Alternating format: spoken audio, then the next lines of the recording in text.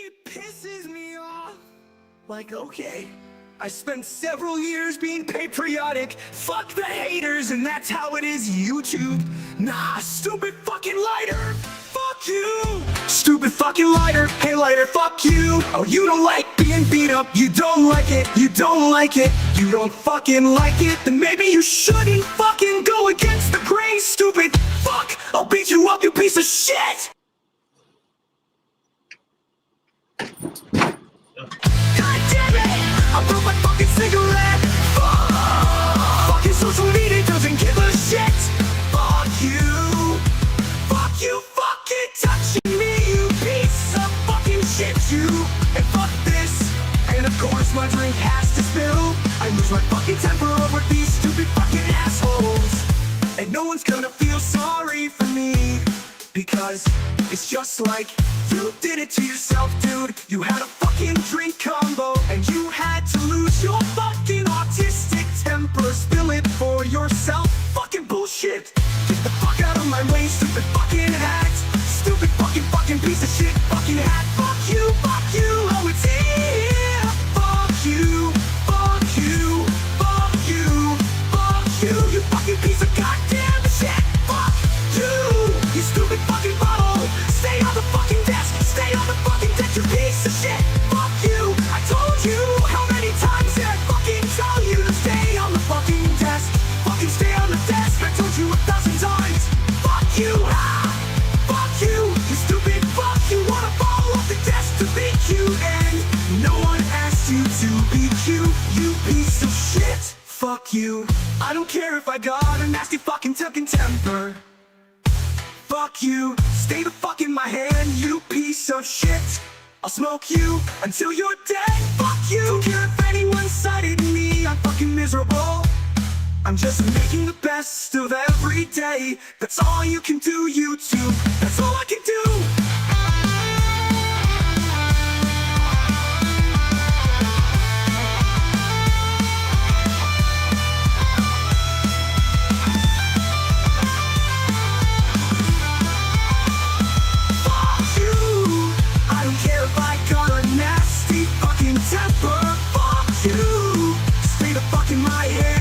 Of shit.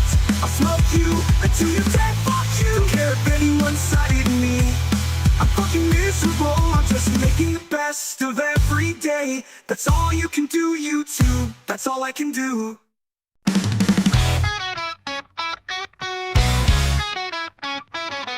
I'm an incel, mindfulness shit. I'm a Christian, and I have evidence. I'm a Buddhist, and I wear no clothes. I'm a pedo, and I think that shows. I'm Jared Genesis. Do you know what I am saying? I'm hanging at playground, watching kids playing. I'm an alpha, I live with my dad. You're a sim pro, and I'm just a chat. I'm a black belt, you know what it is. And my carpet is all covered in jizz. I'm Jared Genesis. Do you know what I am saying? I'm hanging at playground, watching kids playing. I'm an alpha, I live with my dad. You're a sim pro, and I'm just a chat. I'm a black belt, you know what it is. And my carpet is all covered in jizz. I'm Jared Genesis. Do you know what I am saying? I'm hanging at playground, watching kids playing.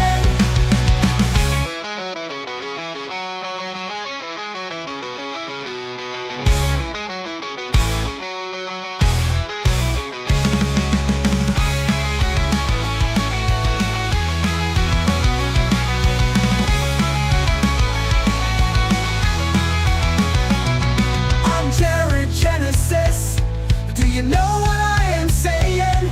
I'm hanging at playground, watching kids playing. I'm Jared Genesis. Do you know what I am saying? I'm hanging at playground, watching kids playing.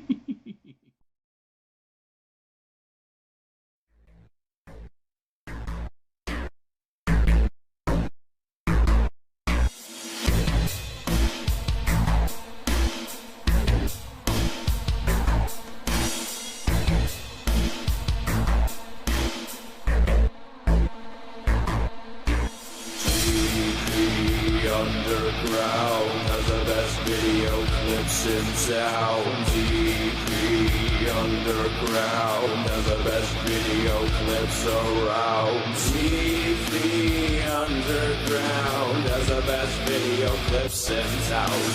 TV Underground has the best video clips around. TV Underground has the best video clips in sound. TV Underground has the best video clips around. TV Underground has the best video clips in sound. TV Underground has the best video clips around.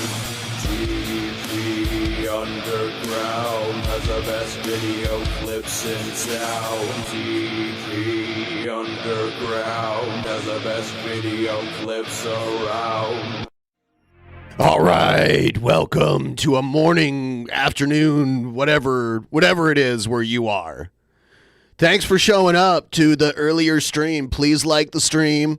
I'm still in recovery from my horrible choice to have a couple drinks while I was trying out a new medication. So I have to face the fact, cannot have drinks while I'm on this medication. And I'm going to be on it for a little while here until my gut issues clear up. So yeah. Back. Hi. I'm doing 2 streams today. I'm doing this early one, and then I'm doing the main show later tonight, and we got Shabisky coming on. So that should be fun. Today, we're going to do some reacting to Joe Rogan's JD Vance interview. So, he had on Trump. He had on Trump, and now he's had JD Vance on, so we're going to check that out for a little bit. Probably not watch the whole thing because it's like 3 hours long, but we'll watch maybe a half hour to an hour of it. See what that's like. So yeah, please give me a big fat like. And if you want to help us get a little closer to the goal, it's pinned right there in the chat. Feel free to help us out a little bit.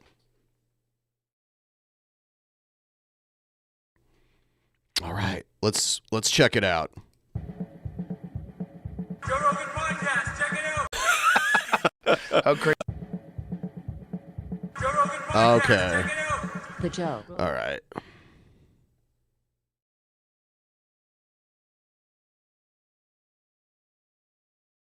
All right. How are you, sir? Good, man. How are you doing? Very nice to meet you. Yeah, nice to meet you too. What is it like running for vice president of the United States? How crazy is this experience? It's pretty weird. It's pretty weird. I was just telling you this earlier, but the first time that I've been in a public spot without Secret Service in the room is right now. So I'm like looking around for these guys How because long I'm has used it to just been? having them. It's 3 months, right? So he asked me the Monday They must be outside or something, though, right? They wouldn't let him go there without them. of the I would RNC think. convention, which I think was June 15th.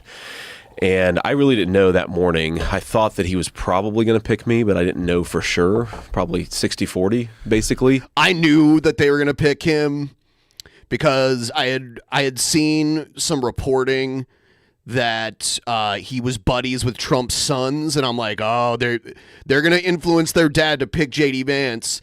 And everybody else was either old or not white or not a man, and I'm like, there's no way they're going to run a woman or a non-white person. They will absolutely run. And like there was the one guy, what was he, like governor of Montana or something? They were thinking about running him, but I'm like, man, he's too old, So I knew they were going to pick JD Vance. JD Vance is good at putting himself over. So despite all the shit he said about Trump in the past, he somehow wooed Trump's kids into suggesting him. And that's how this happened. And so I had no idea. I get the call around 1 o'clock at Milwaukee time at the RNC convention.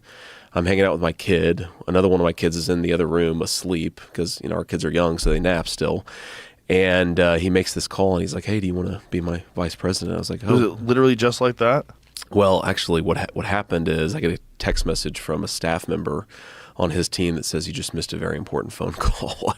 And I don't know, because there's so much inbound traffic that I think it just went straight to voicemail. So I call him back and I'm like, hey, sir, what's going on? He said, JD, you just missed a very important phone call. I'm going to have to pick somebody else now. So I'm about to shit a brick here. And then shit a brick. He says, no, I'm just kidding. Obviously, I want you to be my vice president. And yeah, JD Vance should get sponsored by Sephora. Funny thing is, my 7-year-old is in the background and he has no idea what's going on. And I love that, right? It's one of the good things about this. He has no clue what's going on. He's like, Dad, who are you talking to? He's talking about Pokemon cards, right? And Trump hears my son in the background and he says, well, who's that? And I said, that's my 7-year-old son, you. And he's like, put him on the phone. So he needed to speak with someone at his level. And I'm just anxious for him to get this statement out because in my mind it's not final until the statement is actually out. And he talks to my son and he reads the statement that he is going to put out on Truth Social announcing that I'm the VP nominee of the Republican Party. And he's like, what do you think about that, Ewan? And my son Ewan's like, oh, that's pretty good. That's pretty good. And then he gives the phone back to me. He's like, I have no idea what the hell's going on. He doesn't even know what that means. Yeah, that's he has no crazy. idea. And of course, I remember this story because in particular, and the Madison Square Garden rally of a few days ago was the first time that my son actually met Donald Trump. So he'd spoken to him on the phone, but hadn't actually met him until the rally at MSG. And my 7-year-old really wanted to tell him a joke, and he remembers this phone conversation.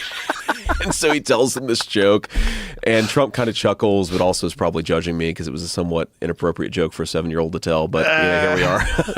Well, that's the only ones 7-year-olds remember. That's right.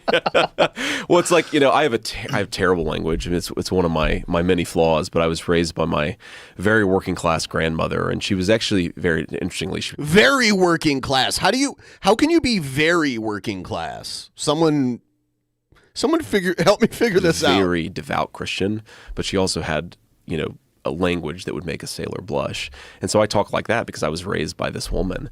Those are fun ladies. Those are fun ladies, man. She was she was awesome.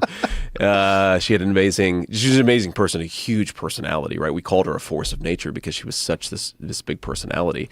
But my wife's rule is, I watched the movie and I'm just wondering how close to real life the movie was. But yeah, his grandmother was like a big character. Basically he's only allowed to cuss in the story when he's telling anyway. This one joke. So that's hilarious. Yeah, so he told this joke to Donald Trump. Yeah, exactly. He says it 14 times a day. Yeah, early on I told my kids, you can swear in front of us. I go, but don't swear in front of other parents. Right. And don't swear for no reason. Right. Well, because they judge you, right? The other parents judge you. How old are your kids? Well, the youngest ones are 14 and 16, and I have a 28-year-old. Okay. But when my 14-year-old was 2, we were on a skiing trip, and we were about to leave. We packed up all our stuff, but her helmet, we forgot to put her helmet away. I go, we forgot to put the helmet away. And she just looks down at the helmet, and she goes, shit. And my wife is just like, oh my God. Right. It was so funny. There's just something adorable about a 2-year-old that doesn't know that you're not supposed to say shit. No, and just absolutely, have that cute little face. Well, my 4-year-old, he was 3 at the time. We were going, because, we live in Cincinnati. But then are we going to talk about becoming vice president, or are we just going to talk about this shit? I'm a senator. I didn't pre-screen this one, so I don't know. I don't know what direction this interview spent a lot of time in Washington, and I was taking my 4-year-old solo. He was 3 at the time on this trip, and we're on like a Delta flight. We're in the back. I'm kind of wondering because, I've got bedhead, and I'm thinking to myself, do any of these people know that I'm a senator? Because I look like shit right now, and I sort of get away with it. I don't think that anybody notices who I am, and we're sitting there, and my son drops one of those Biscoff cookies in between the seat, and he looks at me and he says, Dad, well, fuck. And like 12 people instantly turn around and look at me, and it's like, oh, Senator Vance, your son has such colorful language. And I'm like, oh my God, I'm such a terrible father, and these people are all judging me. Yeah, that is a funny story. But it's, but you're right, it's so cute. It's adorable. It's so funny, but I don't really care about swearing either. It's weird that we, there were these words that were created that were just, people decided these are bad words and you shouldn't say them, but they exist. Yeah, I got to do a little I don't bit really better get about it. that because they're going to start judging me. People need to relax. They do. They only have as much power as we give them, right? Bad words really every do. now and then. It's good for you. I think it's good for you. I think it gets a little steam out. I agree. It's good. Was there any part of you that was like, do I really want this job? Because it comes with so much. It comes with not Sure. having the Secret Service in the room. It comes with this enormous change of your life, this insane responsibility. Everybody's watched presidents, especially, age radically, dramatically. Yeah. And everyone but Trump. Trump That's right. just It's like, kind of amazing. Yeah. the dude just didn't age. It's so strange. It's like it barely affected him. Everybody else is like they're getting radiation sickness, and he gets out of there. He looks exactly the same. Like I mean, he doesn't look exactly the same. If you go back and look at Trump when he first assumed office, yeah, he does not look exactly the same. can't wait to That do is it not the again. case. Let's go. We gotta win big. Just like when you feel good, everything. Oh no, good ad placement, Joe. I do enjoy that. All right, AG1, Call of Duty Black Ops. All right. Oh my God, you look really good. And you actually look healthier now than you did 6 years ago. Normally, strange. presidents age very, very badly. Yeah. I mean, look, I definitely thought, okay, obviously this is a big thing, right? And talked about it with my wife a lot because she was a working corporate litigator. She's got a very big career. She's much smarter than I am. And it was a marital conversation, in some ways a tough one because, even though, I'm a senator, we're still pretty anonymous, right? Like we can go on vacation, or we were till this. Aw, damn.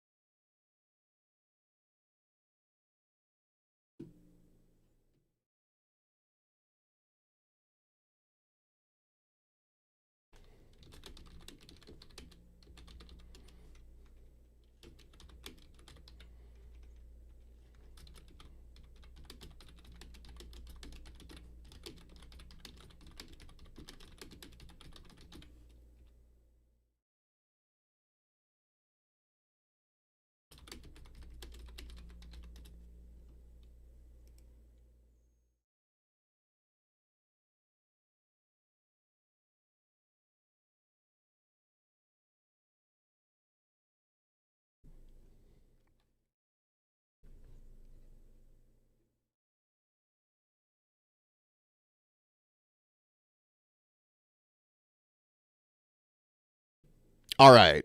Think I'm back. All right, I'm back. So, yeah, I don't we watched the Trump interview and it was fine. So I don't know what the problem is now. Maybe because it's I don't know. You know what I'm going to try to do? I'm going to try to do it without the video and see if we can just listen to it and see how that goes. Cuz I do want to listen to this. And I think it's important to hear someone who's running for vice president get interviewed. I've been watching a lot of his other interviews, so I thought that this would be an interesting way of looking at things. But let's see if we can give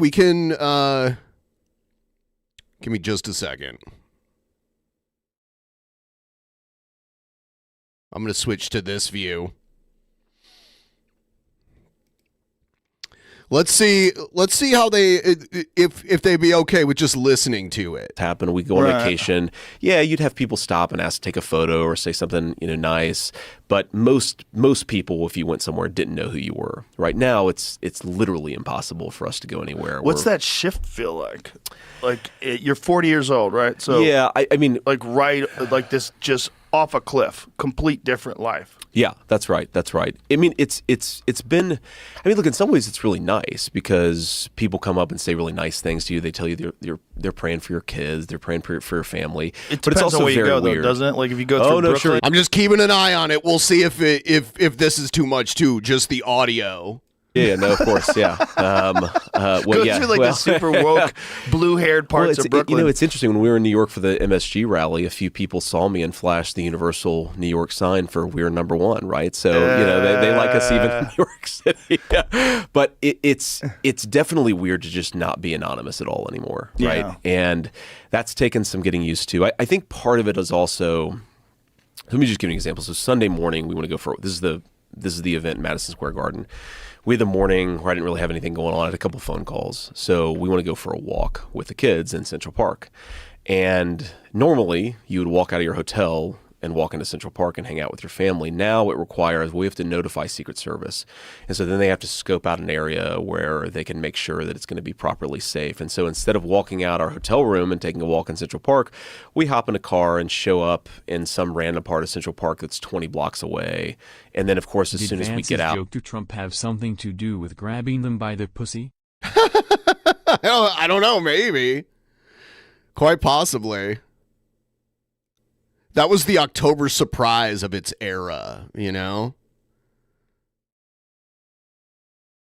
I'm doing something really quick here. There we go.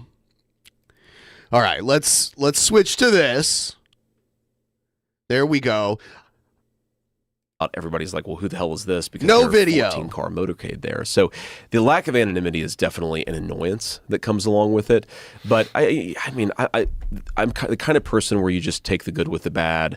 There are a lot of benefits to it. There are some downsides to it. It's what I asked for. I try not to think too much about it or complain too much about it. If we get President Trump again, if Trump becomes president, there's a good chance we get President Vance. You know, there's so many things that could occur when we have such an old president in office. We could end up with President Vance. I just try to accept it. I think obviously if we win, which, 6 days from now, I think we are going to win, I think we'll have to sort of get into more of a routine with it. My attitude thus far has been, well, it's only for a few months, so you can do anything for a few months. Is the adjustment, is it difficult? Was it pretty easy? Did you just accept it? Like, this is how life is now?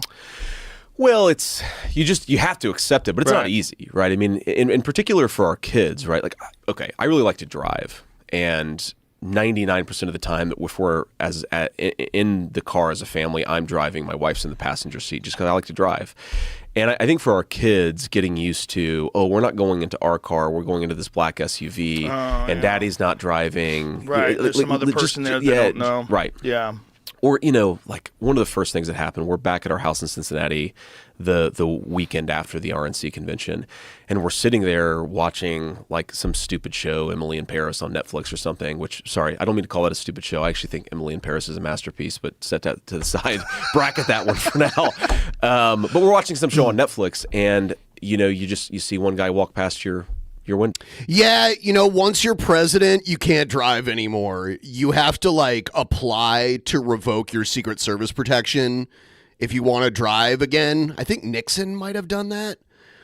But if you're under Secret Service protection, you are not permitted to drive yourself. You must have a driver. You have to have certain things as far as security is concerned in place for you to be able to travel. And then you see another guy walk past your window, and it's just a Secret Service agent patrolling, just little things like that. So, you recognize that your zone of privacy is very narrow, and that takes some adjusting and getting used to. And, there are all of these small little adjustments, but by and large, honestly, I love our Secret Service detail.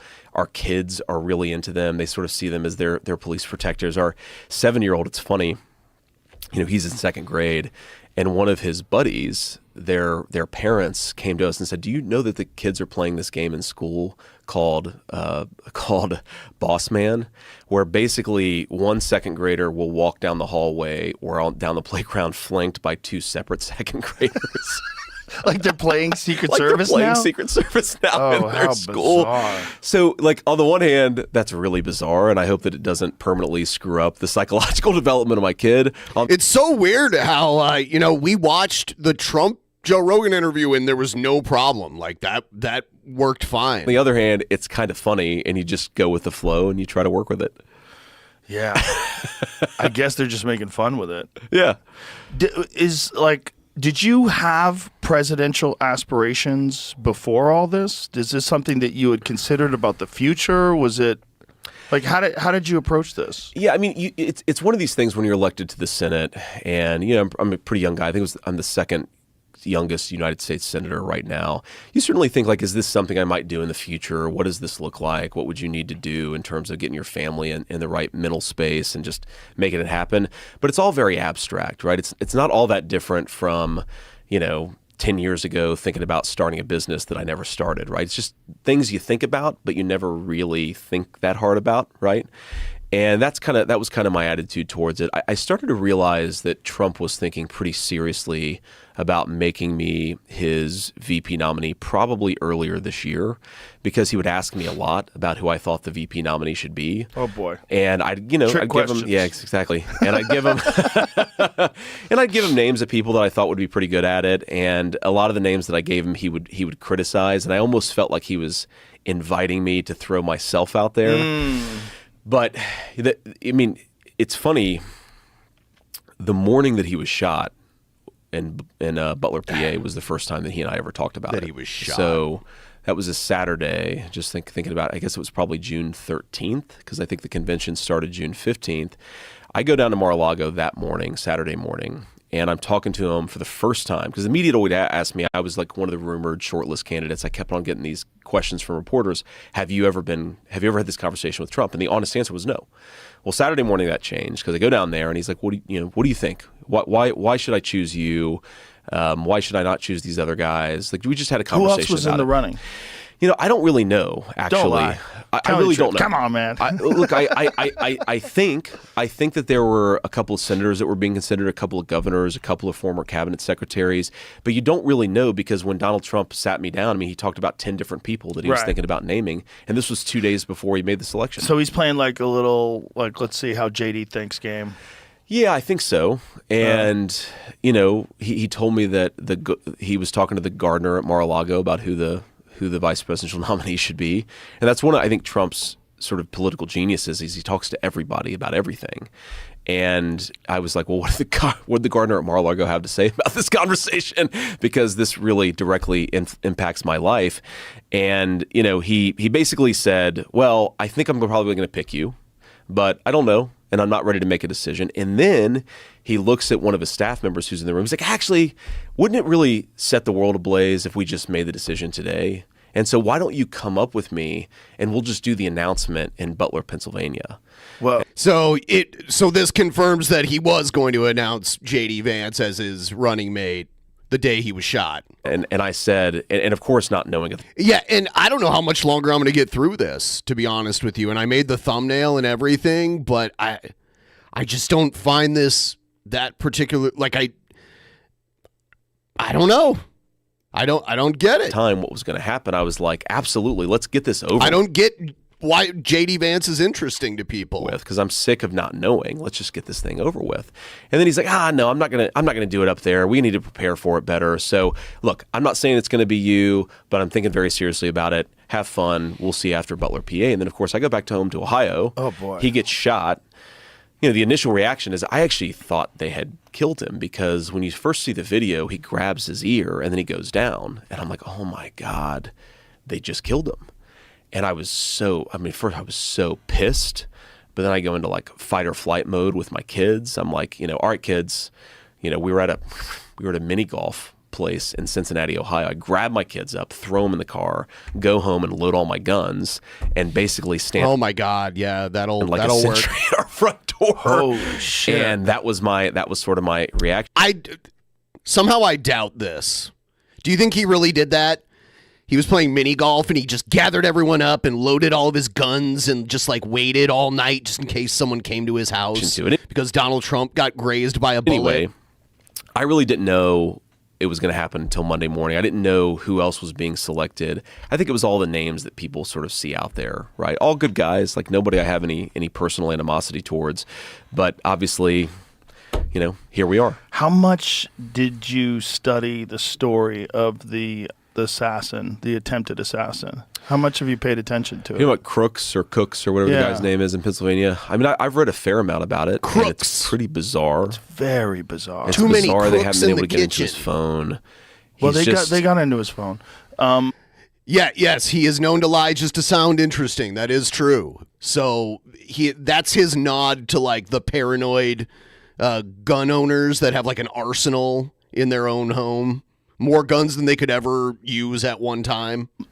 Didn't they? Have they? I thought they've. I thought they said they did. Well, Maybe you know better than me. Well, maybe they got into his phone, but they couldn't access his encrypted messages or something. I thought there was some deal where they haven't really gotten his communication yet. yeah, it's I maybe haven't interesting. read it as closely as you have, so don't take that as gospel you're truth. you have access to more information, but maybe you can't talk I don't. about it. No, No? trust me. There's nothing about this that I have access to information I can't talk about. Well, there was a lot of weird stuff to it. One of them is that his where he lived was professionally scrubbed. So he got there was no I've heard that. silverware. There's no silverware. That's the place bizarre. is scrubbed. Right? Yeah, there's nothing. There's no Yeah. no DNA, no hard drives, no nothing.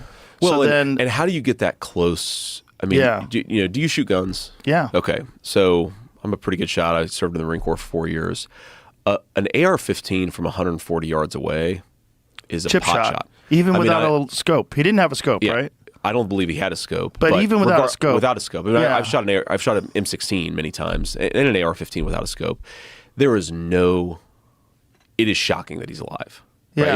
It really is. I mean, I'm a. It's a person of miracle. faith, but I think it's a genuine miracle. I knew it. I knew he was going to say that. So Trump was ordained. Basically, what he's saying, Trump ordained by God to be president, is what he's basically saying, right? God saved Trump's life. It's like, well, why did God let him get shot at all? Why didn't God hit the shooter with a lightning bolt before he pulled the trigger? That guy didn't kill him, but how did he get so close? There's a lot of really big questions. Well, that he we was should be walking asking. around the area with a rangefinder before the event. And people were yelling and saying, "This He's on guy's the got a roof, gun. yeah. He's on the roof." Yeah. You know, there was that crazy. I think it was a BBC reporter, somebody with an English accent, who did the report on the ground with the guy.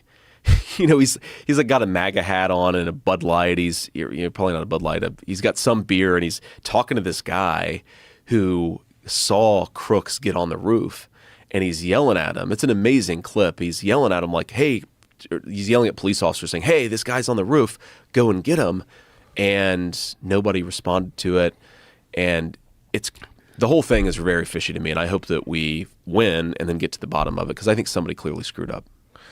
It doesn't seem like just screwed up. Like the excuse that the lady from the Secret Service had, that they couldn't put snipers on the roof because the roof was sloped. Like, I mean, that the shooter got on the roof just fine, so I guess the slope wasn't that big of a all deal. of it is bananas. No, the whole that's story. ridiculous. That's ridiculous. And the miracle. It is very strange that when you look at Donald Trump's ear, there's almost no sign of damage to it. It's very weird, because I was like, oh shit, Donald Trump's going to be missing a piece of his ear now forever. But his ear looks almost untouched. Is Trump turns his head at the last second. That's at right. The very last second, he turns his head to look at the chart, and the bullet just grazes his ear. That's right. He's got a there's this stupid conspiracy out there. He's got a mark on his ear. I saw it. He has a mark on his ear. It's very, I mean, if he does, it's hard to see. People are like, why isn't there a hole in his ear? Because it's just the edge of the skin got Yeah, hit. that's right. all it was. That's right. It's the luckiest of luckiest shots ever for him. Unfortunately, not for the people that were behind him, It's because the a couple craziest of thing. people got shot. And for anybody that thinks that was staged, I'm not saying it's staged. I'm just surprised that you can't, that there's no mark on his ear. I like that looks like a bullet wound. you don't understand shooting. There's no way you can graze someone's ear from 120 yards. Absolutely You can hit them not. center mass. It's crazy. You're Yeah. not going to be able to graze their ear. You could kill them easily, accidentally, if you were faking something like that. Well, we've all seen the graphics, right, of Yeah. him turning his head, and if he hadn't turned his head, that it would have went right through his brain. And there was another one that went to the left side of him, right? That barely missed him. Yeah, that barely missed him. And then instantly that guy's dead. And then they take a hold of his body. He's cremated 10 days later. There's no press conference. There's no toxicology report. No, There's- and- no one talks about it on the news. Right. And when there's a school shooter, we usually have the person's manifesto out there Yes. a day or two later. Yeah. We know nothing about the motive here, which I think is the craziest thing. You know, obviously he's motivated because he hates Donald Trump, but you don't know anything about the secondary motive. Man, it is weird. It is The only time we weird. don't get a manifesto is when they're trans. When they're trans, they hide He went there. those That's true. manifestos. The Nashville shooter, man, that was crazy. Have you ever read any of it? I've read some of it. It's and pretty wild. It's pretty wild. Yeah. And yeah, I mean, that And they guy, decide that's bad for the cause. That's so right. they decided they cover decided it to up. suppress it. But no, the Nashville shooter, I mean, just while we're on the topic, went in and murdered a bunch of children at a Christian school because he or she, like whatever, was motivated by some very radical trans ideology. Yes. And that is something we should talk more about as a country. 100%. And they didn't want, if there's any other ideology that led someone to mass murder, you would examine that ideology very carefully. It was some sort of radical religion. People would be like very concerned about that radical religion. That's right. And it is. It's Yeah. radical religion of That's woke. exactly what it is. It's this Radical religion of woke. Exactly what it weird is. idea that you Yeah. are so virtuous and so correct. You're allowed to commit violence against these other people Sure. because they're the oppressors, even though they're children. Well, you know these signs that are in super woke neighborhoods. I'm sure there's plenty of them in Austin. Like, in this house, we believe science is real. Yeah, no yeah, person yeah. is legal. You know what I'm talking about? Yeah. Okay, so I don't know your religious background, but like I'm a convert to Catholicism. It's like was raised Christian, became an atheist, came back to Christianity, got baptized Catholic like 5 or 6 years ago. Yeah, that was the religion du jour for the far right, was Catholicism, which is insane. They just ignore and excuse all the abuse that that Catholicism has kind of swept under the rug. And what is so interesting about this in this house we believe is it's so similar to the creed that you declare every day at a Catholic mass, right? We believe in one Lord Jesus Christ, the only begotten Son of God. And there's almost a similar cadence between the Christian creed and what Yes. these guys are doing with this hyper woke stuff. And then there's the rallies. Hyper woke. And then there's, of course, the various rituals. And it absolutely is a religious faith. There was this really interesting post. I mean, if you're gonna say that, then you can say that Trump supporters are like a religion too. If we're gonna lower the bar to like what is and isn't a religion, like any group of people that feel really strongly about something, now that's a religion. I would say Trump's idiot fans, idiot supporters are just as close then if we're going to start defining religion that way. That was, I forget exactly who wrote it, but the title was Gay Rights as, what was it?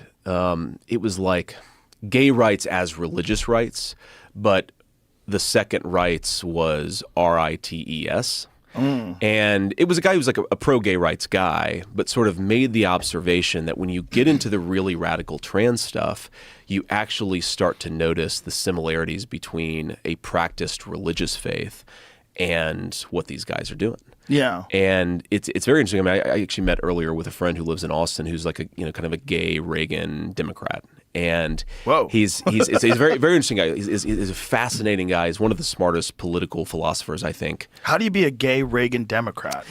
I don't know. It's just kind of What's a Reagan Democrat? Like, how does well, that work? I mean, he's basically like now. I mean, there were definitely people who were Democrats that voted for Reagan. Reagan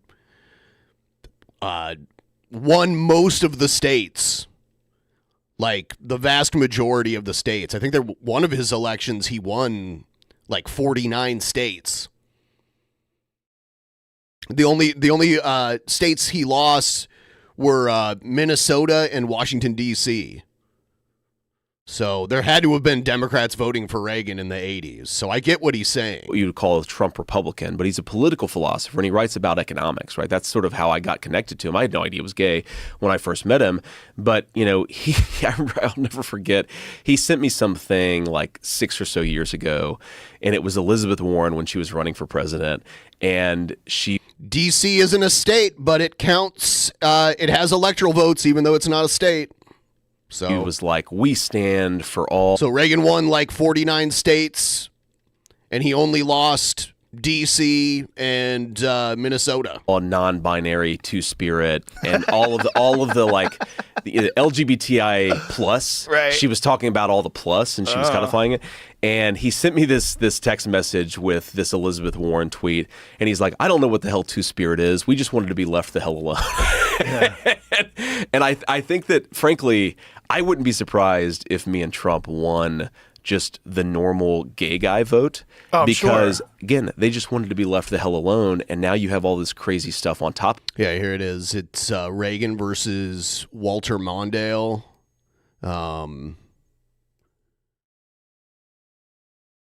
1984. Mondale only won Minnesota, which was his home state, and D.C.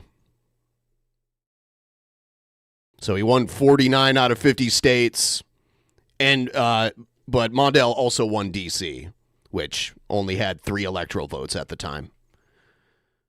I don't know how many they have now. But they're like, no, we didn't want to give pharmaceutical. Oh, I forgot you guys couldn't see that map that I brought up because I have to have this stupid image. Products to 9-year-olds who are But you know what I'm transitioning their saying. genders. We just wanted to be left the hell alone. Well, a lot of gay guys feel like the whole movement is homophobic, which is ironic because they think that there's people think Yeah. there's something wrong with being gay, so what you really are is a girl. Yes. And they think that a lot of this God. is being given, these thoughts are being given to gay kids.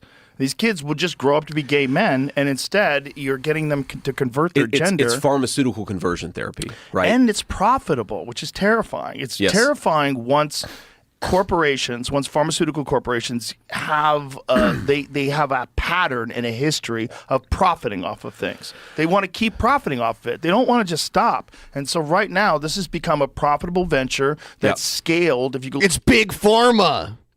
It's big pharma trying to sink their hooks into children. I think that's the argument he's trying to make here. Like, you know, a way to get a customer for life, I think is the point he's trying to make here.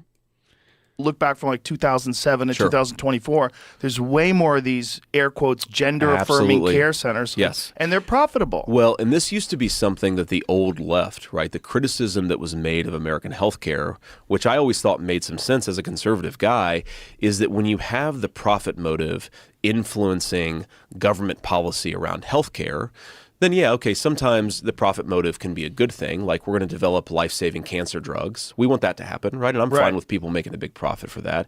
But then sometimes they'll try to manipulate government policy to make their own drugs more profitable, not because it's good for health. Right. I mean, like, there's not enough trans people to make this huge difference in the amount of profit Big Pharma's making. The whole, it's a conspiracy theory that when you look at it, doesn't really hold a lot of water. health, but because these people just naturally, like most people, want to make some money. Yeah. And that conversation has totally disappeared. Like, I got into a big argument, and, you know, this person, you can read about it in the New York Times, later disavowed our friendship and leaked our text messages to the New York Times. But the breaking point was I came out against this gender transition for minors when I was running for the Senate a few years ago. And she's a transgender individual, and she kind of flipped out on me. And Oh, he's talking about his friend that like he went to college with. And I've seen his friend do some interviews with CNN about like how he used to be and how he's changed, and they're pretty eye-opening. The thing that I never understood, because she's like very much an old school leftist, is, are you not at all a little bit worried about how rich people are getting by prescribing experimental therapeutics to 9, 10, 12-year-old kids? Like, this used to be something that the American left would have gone crazy Yes. about. And now the only people who are raising concerns about it are conservative Republicans. But we should be concerned because it's not just like the lobbying and the influence. I mean, there's something called the Diagnostic Statistical Manual. It's sort of the manual of psychiatric disorders. And I think that we're on the DSM-5, as it's called, which is the 5th edition of this manual. Uh-huh. You have drug companies that are making money that are lobbying to have, child dysphoria put into our psychiatric manuals, because then psychiatrists will treat that condition and then those pharmaceutical companies will get rich from it. Somebody should be interrogating whether the political incentives of our country actually align with the financial incentives of the pharmaceutical industry, because oftentimes the answer is going to be no, but nobody's asking that question. Well, we've always known that children are very easily influenced and that children shouldn't be allowed to make life-changing decisions Sure. when they're very young. That's why they can't get tattooed. Absolutely. We've always known that. And then Pretty sure children can get tattooed with their parents' permission. I mean, like, obviously, if a tattoo artist doesn't want to do it, they don't have to do it, regardless of whose permission they have. But I went to high school with a few, 15, 16, 17-year-olds that got tattooed. They just got their parents' permission and they got it. So that's not necessarily true. It also depends on, like, how young you're defining children. Like, are we talking teenagers or are we talking, like, toddlers and shit? all of a sudden, because of gender, that's abandoned. That's right. We've completely changed the way we think that children, they just know. I've had mind-numbing conversations with people who believe that. And it all falls apart if you just keep asking questions. That's right. And just ask them to define, how could you know this? What about the development of the frontal lobe? What about this understanding that children have never been able to make life-changing decisions? Correct. You don't allow them to drink alcohol. You don't allow them to get tattooed. They can't join the military when they're 10. Like there's there's a lot of shit you can't do when you're a little kid. Yeah. Why are you letting them just change their gender? And what does this even mean? That's right. And then the New York Times thing that comes out where it shows that they had a whole study about these puberty blockers that showed that they do not help the children's mental health and that they probably have a lot of horrific side effects. Exactly. And so they decided not to release the study. And they decided not to publish that, right? Which shows you the crazy. corruption of science is that we're actually not publishing studies that suggest that gender transition craziness has reached the boiling point. I mean, you have kids. I have a 4-year-old and a 2-year-old. Every single day, my 4-year-old or 2-year-old will come to me and say something that is batshit insane because they're 4 and 2. Yeah. Like my 4-year-old will come and say, "Daddy, I'm a dinosaur." Right?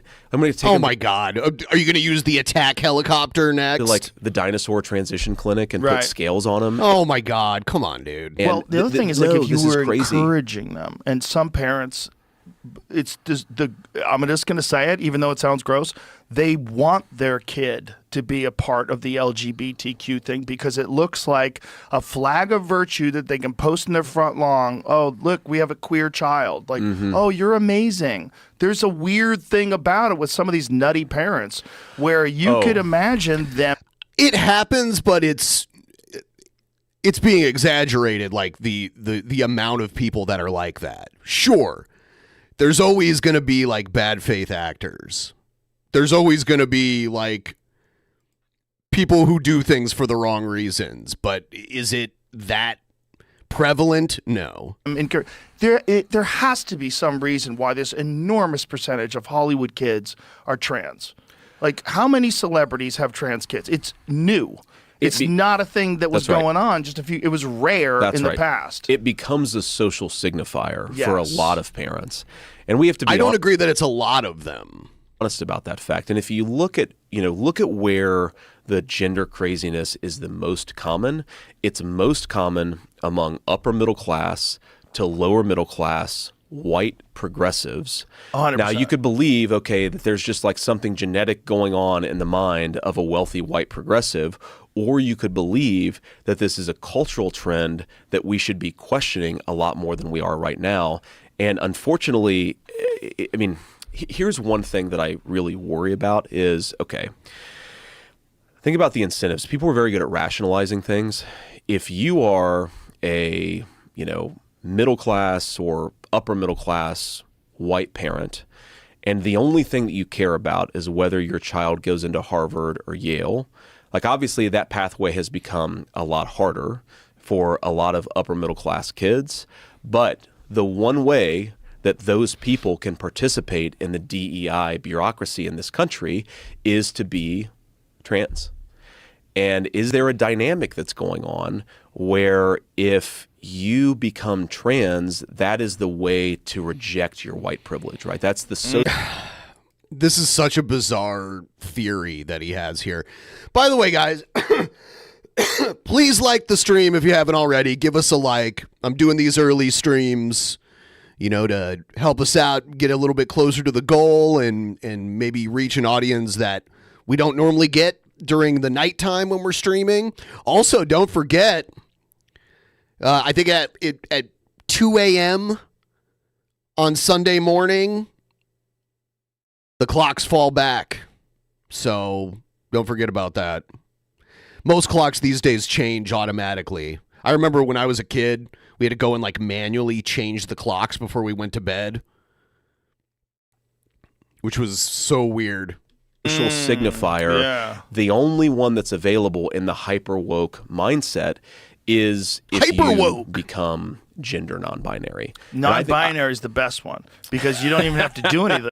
Yeah, the United States has a longer than usual. The United States has a longer than usual daylight savings time. The daylight savings was expanded in 2008, 2009. It used to end in October, and now it goes all the way into early November. You can just say I could say I'm non-binary, and you don't have to do anything, but all of a sudden you're a part of the group. Yeah, well, that's right. And again, I think it's important to sort of, most people are not saying, oh, I'm white privileged. How do I become part of the privileged set? But it's these weird ways in which these ideas creep into the mind, to the mainstream. Right. And people are very good at rationalizing these things. And so what I think 20, 30 years ago, even among very well-to-do white progressives, like an 11-year-old says, 11-year-old boy says, I think that I'm a girl.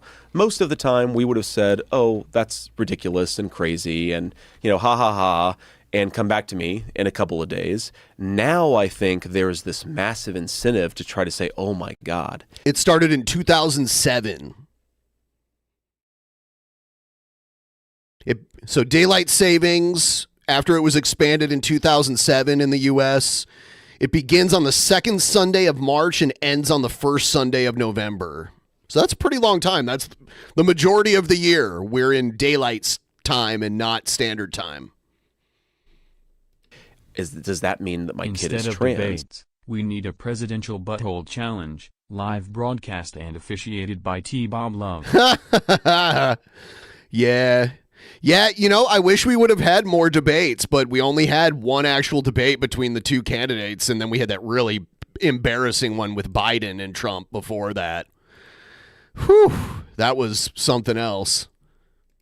And I also think it's, to your point, very warping on the minds of young kids because what they're now doing is taking normal adolescent. Biden had the level of cognitive decline that I had on the stream with Gail the other night.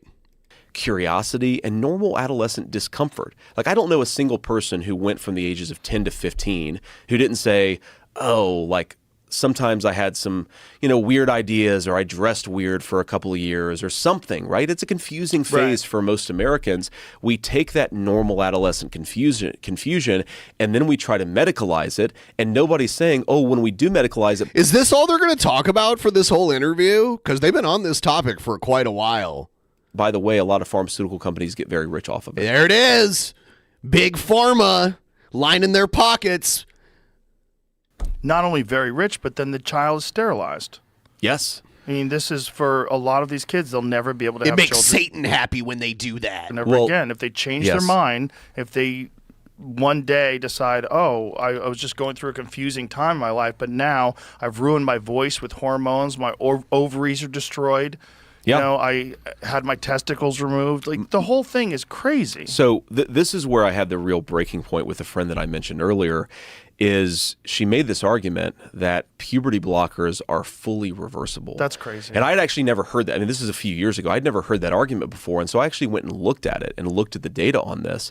The idea They're eating the dogs. if you give puberty delaying, puberty blockers, whatever you're going to call them, to kids who are 11, 12, 13, that's fully reversible, That is completely and preposterously insane. Now, even the most radical advocates of trans healthcare do We are $1 away from that 400 level. If anyone wants to drop $2 to get us over that. not say that. Thank you so right? much, guys. Because look, I mean, you have sexual dysfunction. You have, to your point, hair in weird places that won't go away. You have voice changes that won't go away.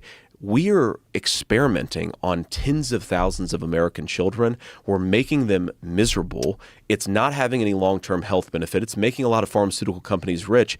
And it's conservative Republicans are the only ones saying, maybe this is a little crazy. Maybe we should stop.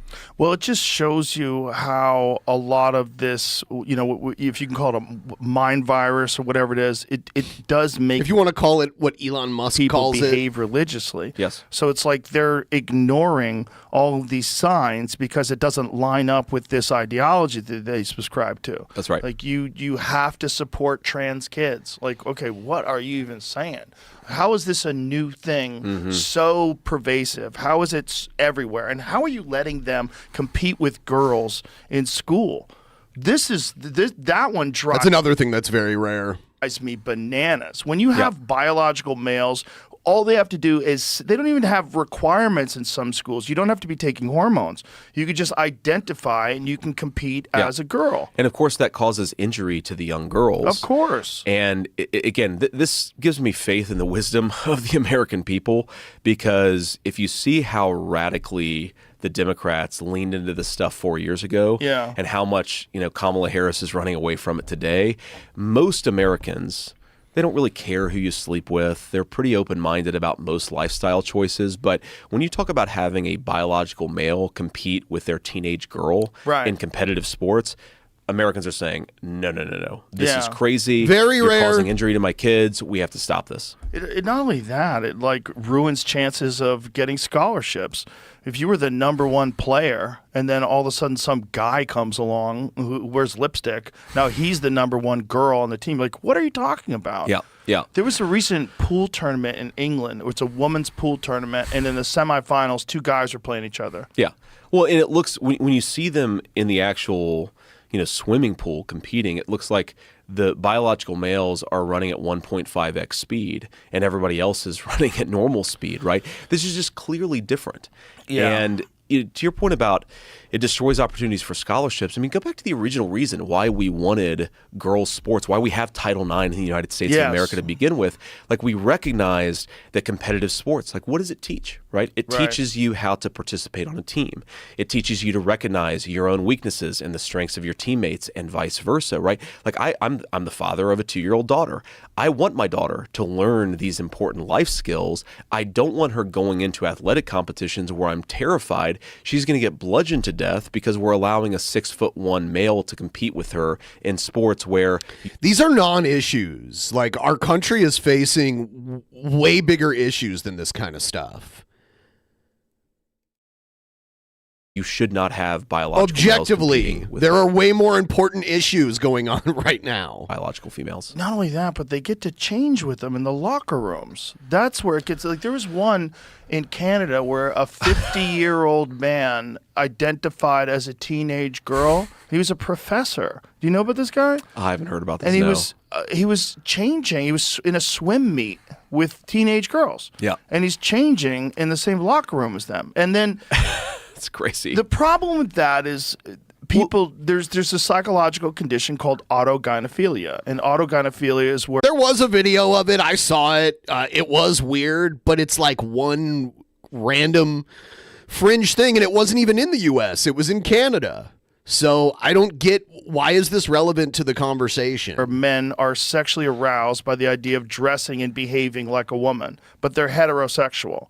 Now, all of a sudden, these people with this known psychiatric disorder are allowed to just identify as a woman, and you're a bigot if you don't let them change in the women's and room. you're expected to empower them at the expense of young women who are very often. The fact that it's proven that your body goes to normal functions when you stop taking puberty blockers. Sports, I get it. But the overreaction is beyond amazing. It's strange how much is being pushed. It's true. It's true. And yeah, like sport, I don't think that people should be taking any type of like performance enhancing hormones or anything like that. in sports either. So sports are kind of a different subject, and different organizations are going to have different rules. But it's to act like this is a prevalent issue that is just happening everywhere, and there's all these like biological women that are just getting destroyed in every sport. I mean, like, the degree that this misinformation is out there just shows how, like, there are still people that believe that boxer in the Olympics was a biological male. You know? Then much more vulnerable for obvious reasons than young men. And it reminds me of, so the very first congressional delegation trip that I ever took was to Paris. I think it was to Paris. And it's part of the Paris Air Show, and Ohio has all these, aviation interests. And anyway, long story short, I was talking to a very conservative woman at the Paris Air Show who was from Mississippi, and she was probably 65, 70. And it was really interesting because I was just like, how do you find the city? She had never been to Paris before. And I'm just, interested in people. So I was asking her, and she said, what's really interesting is I just feel like Paris, I would think of as very liberal, but I actually think Paris is more conservative than some of the big cities in the United States.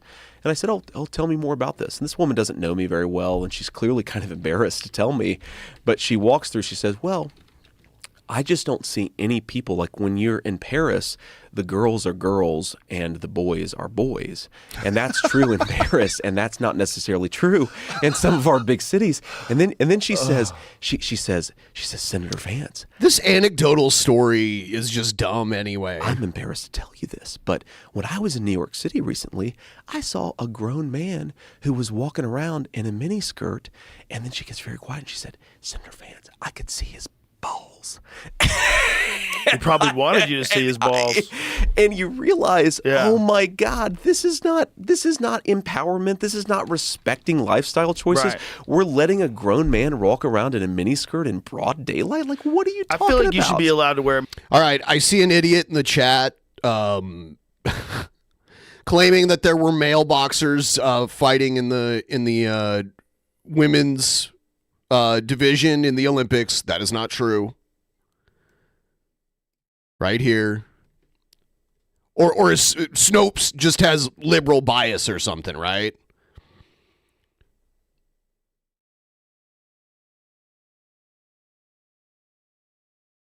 I think it's just the problem with people, they just believe whatever misinformation confirms their bias. Where is it? Where is it? Right here. Right here. Olympic boxer, I'm not sure how to say her name, Iman Khalif, is neither trans nor male.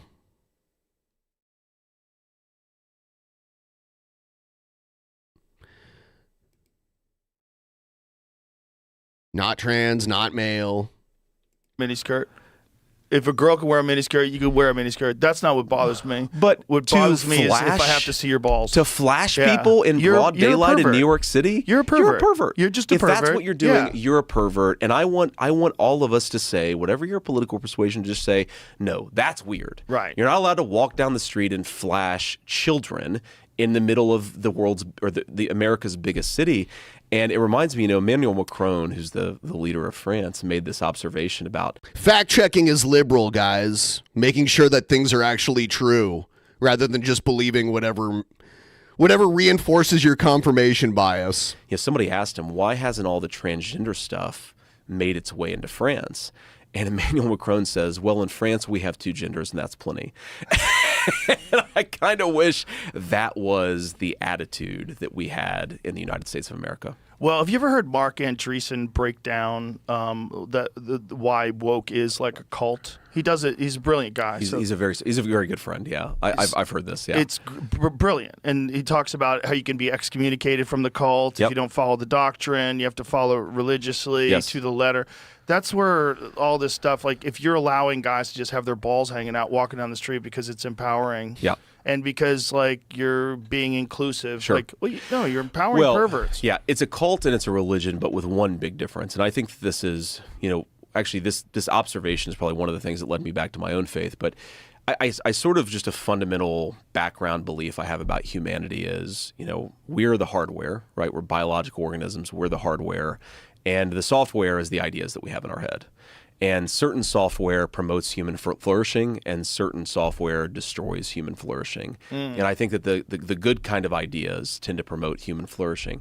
Most world religions have, but the woke stuff doesn't have, is forgiveness and redemption. Yes. Right. It That's has a the good excommunication part, but it doesn't have the forgiveness and redemption part. Most people recognize that even if you violate some fundamental moral value that I have, if you apologize and try to be a good person, we're going to be forgiving. We want people to be able to live together. There is this weird thing with the woke stuff where and you see this, and I feel bad when like comedians in particular do it. I'm sure you've seen this, but when anybody does this, where they'll go and say, well, I'm really sorry. They'll sort of prostrate themselves when they make an offensive joke or they do something they're not supposed to do, and they expect redemption. But no. They don't get forgiveness. No. What they get is you need to do even more of what you've already done. It becomes this self-defeating, self-flagellating cycle. And I think that's what's most destructive about this is you can't be friends with people if you think they're only ever wrong. They can only ever wrong you. Yeah. And if they apologize, your response is not to say, oh, okay, I accept your apology. If your response is to say, no, I want you to apologize even more and even harder, that destroys human civilization. It's an interesting observation, right? Because it really does behave like a religion, but it's a religion without like a good doctrine. Yes. It's a religion that hasn't been thought out by wise people. Because it's not a religion, for one thing. And Right. where they haven't come up with these different, like the Ten Commandments, or different pathways Correct. to forgiveness. There's nothing. So it's this thing that behaves like a religion, but it's not really well thought out, and it's very illogical. And it also combines pharmaceutical drug companies and there's a lot of other weird shit that's attached Yes. to this religion. Yes. That you kind of need. Like He's calling it a religion, and it's just like... if you're gonna do this whole woke thing and like go guns a-blazing, you're gonna have to get drugs involved. Like you're That's gonna right. have to. They're gonna have to do hormone blockers. It's like it doesn't just happen on its own, and that somehow or another is natural to them. Like this is how you be your true self. Like your true self is you add hormones that aren't supposed to be in your body. That's your crazy. true self. Like how do Yeah. you know? Right. And it's irreversible. Are we fucking sure this is? Yeah. And by the way, instead of your true self being, maybe I should be skeptical of some of the Right. crap that I'm putting into my body, I should They've been on this for a minute here. lean into the idea that I should put more foreign things into the human body. That's what to me is so fascinating. Put about it foreign is things in your body. the true self. Like, I think all of us, that's sort of part of the human journey for truth. We're all asking, who are we? Right. What is our true self? And maybe we should be asking ourselves, this is sort of more of a Bobby Kennedy point, but why Oh, are we God. putting all this weird crap into our food, into our water? We're about $41 away from 50%. If anyone wants to start a tip train and get some things moving here, that would be amazing. Maybe we should be a little bit more skeptical, like Yeah. my body is a temple, rather than I'm going to welcome My body is a tent pole. even more pharmaceutical intervention Yeah. into the human body. It's very interesting how some religions view the body as a temple and some religions almost invite the pollution. I think the woke thing is inviting the pollution. Well, they're also inviting. See, one of the weirdest things is if you are on the wrong side of their ideology, like if you're aligned with Trump, like RFK Jr. is, now all of a sudden I've seen like people on the left that are trying to dismiss a lot of the things that he says about additives in food. I've been saying this before he was with Trump. When he was just running as a Democrat, I was like, this guy's crazy. His own family doesn't support him. He's running on the Kennedy name, but none of the other Kennedys want to have anything to do with him. Atrazine, fluoride in the wall, all these different things, because now they're connecting not having toxins in your food with a right-wing idea. It's crazy. It's mind-blowing. It's so bananas. Like even being healthy, fitness, they're connecting fitness with a right-wing idea. Yeah. Like Yeah. Well, and it raises one of my sort of core political beliefs is that our politics is focused on fake shit and distractions to distract us from the real stuff, right? And so that's what I was just saying about you. Like you're distracting us with all these non-issues. Like the way you talk, you'd think like 90% of children are having transgender surgeries, and all the women's sports are being taken over by biological males, just destroying all the women in all the sports, which is not happening. If I'm looking at the environmental movement in the United States of America, and I don't even have like strong views on what the carbon footprint ultimately does. I'm sort of skeptical of the experts here, but I'm also skeptical of... You're skeptical of the experts when they go against your opinions. The other side. I just don't really know what I think about this. I think it's insane to try to eliminate fossil fuels. That's kind of a belief that I have. But it's interesting that the environmental movement in America, the only thing that it wonder if the oil companies are donating to the Trump campaign. Talks about is the carbon footprint. And it never talks about like, oh, why do we have the highest rates of obesity in the world right now? Right? Why is it that American kids spend less time outdoors in nature than they ever have in the history of our 250-year civilization? There's this weird way in which we get distracted by the fake stuff instead of focusing on the real stuff. And I think there is a really very important environmental conversation to be had. It was interesting when one of the first things that happened when I was a senator is you had this terrible train derailment in East Palestine, Ohio. Got a lot of headlines. And it was a mistake at the time that wasn't obvious. They basically set off a few of the chemical cars, which, I mean, if you see the images, it looks like a nuclear bomb went off in East Palestine, Ohio. But it's putting vinyl chloride and all these other pollutants into the water, into the air, into the soil.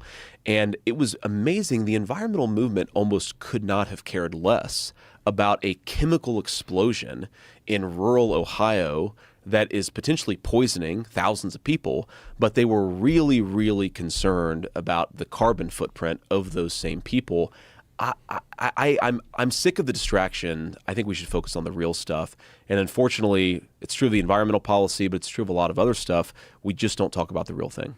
The carbon footprint thing is very concerning to me because I'm seeing this concept that being pushed out of having an app that monitors your carbon footprint and limiting the amount of travel you can do and limiting the amount of things. I know where that's going to go. Yeah, just control. It's just controlling it's absolutely people. About control. And if you can do that, then you can get away with a lot of things. You can get away with a lot of policy. Yep. You can get away with a lot of decisions that are made that people wouldn't agree with because you're going to limit so many things about their life. They're going to become accustomed to being governed in that way. It's disturbing to me that there's also profit that's being made off the green movement. There's a lot of people like Bill Gates who have like making a lot of money off of these environmentally conscious things. $50 million to Kamala Harris, by the way. Although it is bullshit fake food, that fake meat, which is not good for anybody. Fake meat. Yeah, man. Are they talking about Taco Bell? Read about or Subway?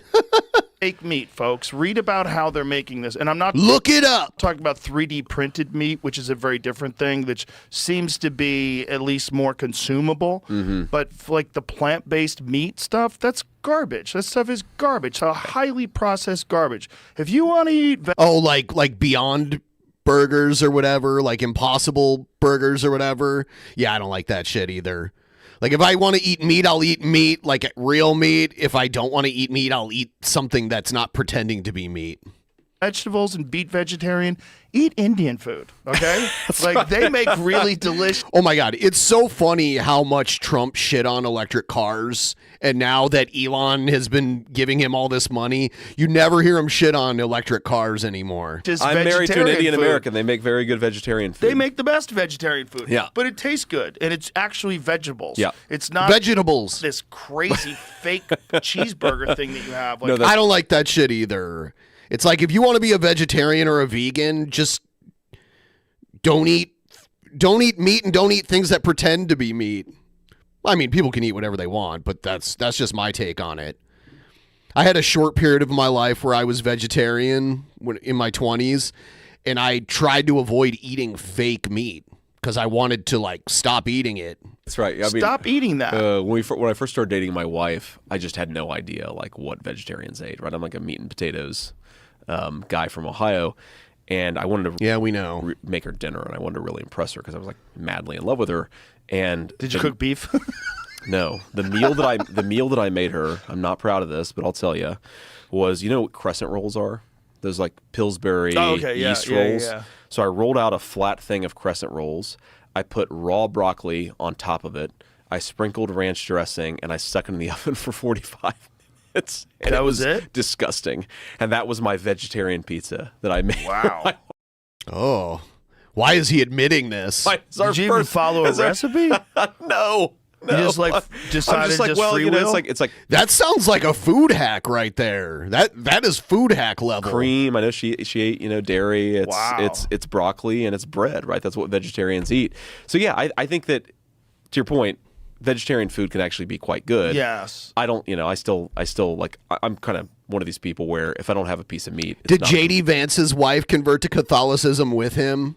complete meal. But if you're gonna eat vegetarian, eat paneer and rice and Yes. delicious chickpeas. Do not eat this disgusting fake meat. I'm just very skeptical when someone is promoting things for either global health or for the environment, and then I find out that they have a ton of money invested in companies that could Nope, she's Hindu. So she is. Yeah, that's why. Okay, I see now. So I bet he avoids even talking about that. I just looked her up, and she is a practicing Hindu. could Absolutely. fit those needs. Yes. Yeah. It's a real problem. And This philanthro-capitalism Right, thing. it's very weird, man. We got to look at Sneaky. we have to look at the financial incentives of this. I mean, so one of the big things that me and President Trump confront all the time is the accusation that we're somehow like in bed with Russia. Which is like the dumbest thing in the world to me. Like, I don't really care about Russia. I just don't think we should have a nuclear war, like writ large. I'm very anti-nuclear That war. sounds reasonable. I'm anti-nuclear war. What a great stance. Thank you. Appreciate that. And Who's pro-nuclear war? one of the things they never interrogate is who is the biggest funder of the green energy movement in Europe? It's the Russians. And why are the Russians funding? It's not because they care about climate change. It's because they want the Germans and everybody else to buy Russian natural gas. And they realize that if the Germans and French close down all their coal and nuclear factories, Russia is going to have them by the balls. But Coal factories? He means plants, not factories. They don't make coal and nuclear power in a factory. oh, it's mine did. Okay. Yeah, Joe Rogan's mic died here. Okay. Joe's did. Oh, okay. Let's see what's up. Is this it right here? One of these popped off. Damn. Tech issue. Is it still on? Fix it, young Jamie. Fix The it. Russians are monitoring this fucking conversation. Check. Yeah. Oh, I hear me now. I hear me. Must have been a loose wire. There might be a short. Got it? Yeah. What no. I'm It's still dead. I think there's a short in his wire. We'll be right back. Oh, I'm back. Yeah, but I don't even know if I'm going to stay back. How will I know if it keeps working? I'm listening, but I don't know what happened. Okay. Should we shift? Or should we No. let's try this and then we can. Just let me Keep know going if it for goes this? again, Okay, and if I'll it goes put again, my yeah. headphones on if it goes again. Had a slight technical problem, ladies and gentlemen. So where were we talking about? Yeah, that just cut off again. Jamie. It must be with the mute button. It must be. I don't know where it is, but your foot's not touching it. No. Am I touching something? No. It's something. Okay. It's back. Yeah, sounds back, good Jamie. now. Jamie, you got to replace this. I keep saying that, but now you really do. We good? I hear it. I always wanted to get these kind of mics, but I just don't feel like spending the money on them. Okay, I'm not going to move. I'm not touching anything. All right, we're back. What were we just talking about? Well, we were talking about how you asked why do the Germans shut down their nuclear Yes. facilities? And I know, it's they're shutting down coal, they're shutting down any of their base power and leaning really into solar and wind. But again, the green energy movement in Europe is heavily funded by the Russians because the Russians want to have, because they produce so much natural gas, they want to have Europe by the balls. So again, how did they convince them to shut down their nuclear power plants? Though? Well, That's in the so same way that stupid. Bill Gates is convincing us to eat fake meat, is they fund all this stuff and they don't make it think he about the is. environment. Well, that's true. He's but he's trying to. But he's not everybody, the problem successful. is, you look at him and you go, "Hey, how are you a health expert? This is look at you." The funniest thing ever was when Elon showed a photo of Bill Gates next to a photo of a pregnant man emoji, and he said, "If you want to lose a boner real quick." And that's a wild boy. You imagine? Elon is funny as shit, man. He's funny as shit. Yeah, Getting he dunked really on is. by that guy's got to suck because you Yeah. can't even say he's a dumbass. Right. You know? I mean, I think he's given more credit than he probably deserves. Right, yeah. You can say many things. You can't say he's a dumbass. You get dunked on by one of the smartest guys alive. But the point I don't think he's one of the smartest guys alive. is, like, Bill doesn't look good. He looks terrible. He's aging way harder than Trump. Like, it doesn't, whatever you're doing, don't eat like that anymore. Like, go to an actual doctor. Like, Yeah. I don't know what you're doing. Who's telling you to eat your fake meat?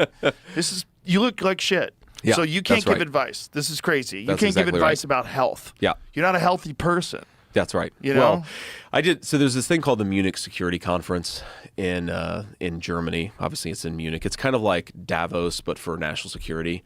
And I went there, and it was like a big deal for me because I went in there as the one skeptic in the entire this like massive Euro complex. Kamala Harris is there. I went as the person skeptical of continued escalation in Ukraine because I think that what we're doing in Ukraine is insane, and that we should have a policy effectively of promoting peace in the region. And we walk in, and one of the people that I'm on this panel with is the leader of the German Green Party. And, you know, she's like 30 years old, and she really, really cares about Russia, Ukraine. She's like the youngest person in the German government. And you realize you are like the exact, like you guys are literally Russian influence. Like you're accusing me of wanting to do Russia's bidding. You're encouraging your own country from the perch of government to shut down all baseload power. And you're not even self-aware about how much of your own propaganda is funded by the country that's benefiting from this. The lack of ability to interrogate, I mean, Bill Gates, you know, like maybe he's a good guy. I'm highly skeptical. I don't know him very well, but he's getting rich off of all of this stuff that he's supporting in the name of health or in the name of climate. I mean, Bill Gates was already rich. Like, he's old school tech billionaire. I meant our inability to just ask ourselves who's getting rich from this stuff. Maybe we should be skeptical of the people getting rich from this stuff is one of our big failures as a political society. It's a sheep costume. You put on a sheep costume You put when on a you're a sheep wolf. costume. That's right. And you make a lot of money with global health. That's you right. know? And who doesn't want global health? What a nice guy. Yeah. Oh, he's like very philanthropic. He's Well, spending all yeah. this money trying to help poor people. Right. And then you find out, like, hey, wait a minute, how much money did you make doing that? Yeah, Like, exactly. you made up $500 million doing that? Exactly. That's crazy. Yeah. It's a very sneaky move, but he's a smart guy. He's done a lot of very sneaky moves, like the donating all the money to the media companies, which is why they never criticize him. That's right. He's donated like Yeah. $350 million to all these different companies. That's right. Just- Or, you know, this is, I think, one of the reasons why we don't have more people asking questions about Big Pharma. Of course. Is the entire national media. Think about how many pharmaceutical advertisements you watch when you watch a football game. Yeah, let's get into this because this is an interesting one. I mean, So, that's targeted advertising. First of all, football games usually are still on network TV. Who watches network TV mostly? Older people. Who is the target demographic for pharmaceutical ads? Older people. So you'll see, normally if you watch like network or cable Wait, they're news, communist now? Why get mad at a capitalist making money? it is funny. It is funny how they're so selective about that. But yeah, if you watch like cable news or network TV, you'll see pharmaceutical ads, you'll see like life insurance ads, you'll see ads for like supplements, you'll see ads for Life Alert and that kind of shit. It's targeted advertising. one of the things that happened that separated us from the rest of the world, other than New Zealand, is in the 1990s they allowed pharmaceutical drug companies to advertise. That's right. What do you? Is that something that has to stay that way? Is that something? No, I don't think we should not be asking our doctors to prescribe medication for us. Like, if you have to go to a doctor to get the prescription, the doctor should be deciding which medications they're prescribing you. You should have no say in that. That could be changed with policy. Yeah, I mean, you have the say in whether or not you want to take it, but you should have no say in, like, the doctor deciding what to prescribe you. Or is the financial incentives of that too big to move? Oh, you could change it with policy. I don't know that Do you think that you would have enough support to do something like It's that? an interesting question. So I've been critical of pharmaceutical advertising for a long time. My assumption is that there are not enough people who would like to do it to actually get it done. But, I've never actually talked to my colleagues about it. So maybe it's possible. I bet if you ask the American people, I bet that's one of those things, if you put it to a national vote, instead of representatives, the problem with representatives is special interest groups. Yeah. Special that's interest exactly groups right. and Yeah. lobbyists No, and the amount of money. The whole conduit of money into politics is fundamentally broken. I think we have to fix that. But here's the thing, and I say this as a critic of pharmaceutical advertising. Whenever I see a pharma ad, and I pretty much only see them when I'm watching football, Because that's the only time you're watching network TV, more than likely. You probably watch everything else through streaming services. When people who I know that are from other countries visit the States, they're blown away by the pharmaceutical ads. Like, most other countries do not have pharmaceutical ads like that. Always shocked that they actually influence anybody, right? Because it's like, oh, take this drug for Right. rheumatoid arthritis, and you can have all these positive experiences. And it's like, oh, the side effects are, erectile dysfunction, rashes on your face, Suicidal ideation, tumors in your brain, and you'll hate yourself and be depressed. So you'll need this other drug. And I always wonder, like, you get so many of these weird side effects in the advertisements. How do they actually work? So I actually think that the real corruption is not really that they persuade Americans. I mean, if you're going to take a drug, you're probably going to take a drug based on conversations with your doctor more than a pharma advertisement. I don't know about that. I don't like taking medications unless, I really think that I need them. So an ad wouldn't influence me at all. I've never seen an ad and been like, oh, I got to ask my doctor about that. I've never done that. But they do corrupt the media ecosystem, because if you're getting all that money from the pharma companies, then you're not going to launch investigations into some of the things you should be launching investigations into. 100%. And that's why it's dangerous, because it's not like these are completely innocent companies and have never done anything wrong. So if you all of a sudden have them removed from your list of people that you're investigating just because they advertise, they've essentially bribed you. That's right. They've bribed you, and you're supposed to be the people that distribute the actual news to the American people, and you're compromised. So let me tell you this story, and this is purely secondary. So if somebody tries to fact check it, I heard this from a friend. Anti-fact checking. But I heard it from a friend. They're the party of not fact checking. I trusted. So he was a guy I knew, and he worked at the largest industry lobbying organization for the pharmaceutical companies. And I was in D.C., this is a long time ago, and I just kind of ran into him. And, I care a lot about the opioid problem. My mom struggled with opioids for a very long time. She's been clean and sober for a while, but I'm very proud of her. I love you, Mom. I know you're watching this. But I ran into this guy in the street in D.C., and he had just quit his job for this pharmaceutical lobbying organization, or he was talking about quitting. And I was like, well, why? He's like, man, we just did something that's very dark. And basically what they had figured out is because American Indian tribes, Native Americans, have tribal sovereignty. And so they figured out, I guess, that if they gave some Native American tribe some fraction of a penny of the royalties from the sale of opioids, that they could actually insulate themselves from litigation around the prescription opioid epidemic. And I guess this guy was just thought it was so dirty that he was like, I can't work for this organization anymore. And I was like, holy shit, that is some pretty dark stuff. So you guys are giving some Native American tribe pennies so that you can insulate yourself from pharmaceutical litigation. I'd be very curious. I should follow up on this to see if that actually happened.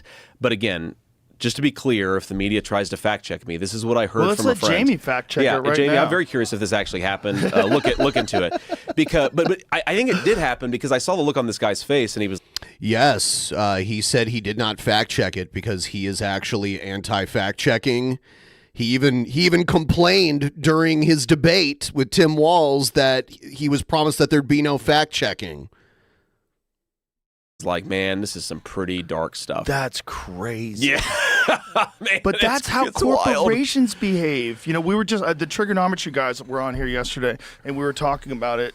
That corporations behave like psychopaths. Like there's a book about it. It's like they describe how this endless pursuit. Oh, his mic went out again. Did it really? You know what it is, Jamie? Whenever I move the mic, tell me. Yeah, there's like a short in his in the cable that he's using for his microphone. When it's back. You just hit it and it made a noise. It must be the cable. Yes, it is the cable. The cable needs to be replaced. Oh, this is it, dude. Oh, is that? You got it. Oh, you got it. This Okay. was It was loose. There you go. loose. Try it now. Tell me now. I mean, I heard that click. I bet that's what it was. Is that it? We're good? Yeah, Okay. Yeah. What was that thing you want me to check real quick? Sorry. This- Pharmaceutical companies someone in particular? using giving royalty streams to Native American tribes to insulate themselves from lawsuits. Anyway, yeah. it's very scary stuff. Well, but yeah, this is like one of the things that I think is genuinely different about, and I don't want to get too partisan political here, but about Donald Trump's Republican Party is I mean, yeah, obviously, like there are corporations that we're more pro certain businesses, and we tend to be more anti certain businesses. Like for example, big tech. I hate big tech. We can get into that later, but fundamentally, I think President Trump has changed the mindset of the Republican Party to where it was like instinctively always pro-corporate. We're now sometimes willing to ask, well, is this corporation's interest in the American interest? Like there was this famous quote, I believe, from the leadership of GM back in the 1950s, that General Motors' interest is America's interest. And I'm probably butchering the quote, but sort of paraphrased. Can anybody really in 2024 say that Google's interest is America's interest, or Apple, which employs thousands of slaves in Shenzhen, is Apple's interest is America's interest? Like, I just don't.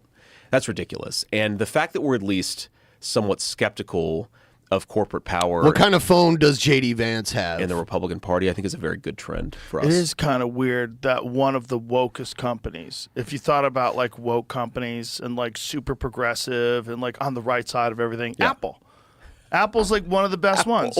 And they have phones that are made by slaves. Yeah. Like the people, Like definitionally. yeah. Yeah. The people they're putting nets around the building because so many of them were jumping to their deaths. Yes. Instead of fixing the work conditions, they just go, That's right. put up some nets. Yeah, put up some nets so that people can't commit But suicide. the crazy thing is, you still, like all these like progressive people are using these devices to talk about like important social issues. Oh yeah, well, and talking about distractions, right? The distraction politics versus real politics. Yes. If Apple says #BLM and gives a few $1 million to a trans rights organization, then the entire political left ignores that they're profiting off of slave labor. It's bizarre. Now, it's why crazy. can't Apple? Just Oh, here it chime that is. in there Strange for you. bedfellows, Native American tribes, big pharma, Okay, so this and the is like a real- legitimacy yeah, of their okay. alliance. from Wow. 2019. So it's true. Yeah. 2019. Oh my This is, God. yeah, this is about you said it's 2019. I was That's going to say so- I think I saw that guy in like 2018. It's so gross. It's so it's gross. crazy, man. It's so sick. But it's what we were talking about. If you allow these corporations, look, they have an obligation to their shareholders. They have to make more money. Sure. What's the best way to make more money? Not get sued. What's the best way to not get course. sued?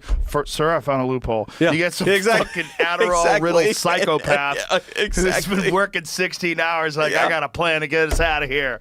And it works. It's legal. I'm sorry. Like, look, I get the imperative to make money, but the guy who thought that up is a grade A sociopath. Yes. I mean, that person Yeah. is. Yeah, I don't yeah. want them anywhere near my kids. You got to put guardrails up. Like, you have to have laws. Absolutely. That's why you can't have Yes. insider trading, right? Like, you have to have That's right. guardrails up. Well, and this if is- you yeah. don't, people go ham. Yes, and this is why, look, corporations want to go make money. They should make money. Yes. Fine. But my job is public and social policy.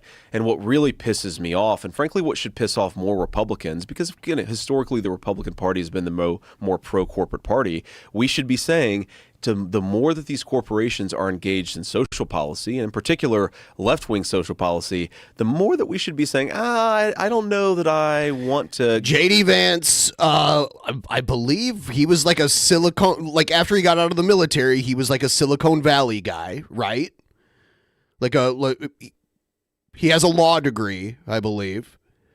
And then basically his book was what kind of put him into as far as I understand, the book that he wrote is kind of what got him into politics, I believe, right? I know he's from Ohio, but let me look up his which is of course what the historical party did, here. but I think is much different in the last few years. I'm just scared that the tentacles of the pharmaceutical industry are so deeply entrenched in politics and in media that you can't just shake them off. You can't just say, hey, you can't advertise on TV anymore, or hey. Yeah, he was a corporate lawyer. And then he worked in the tech industry as a venture capitalist. And the name recognition from the book helped him get elected in Ohio. He's only been a senator for 2 years, I think. And his seat isn't up for election this time, but Sherrod Brown's is. So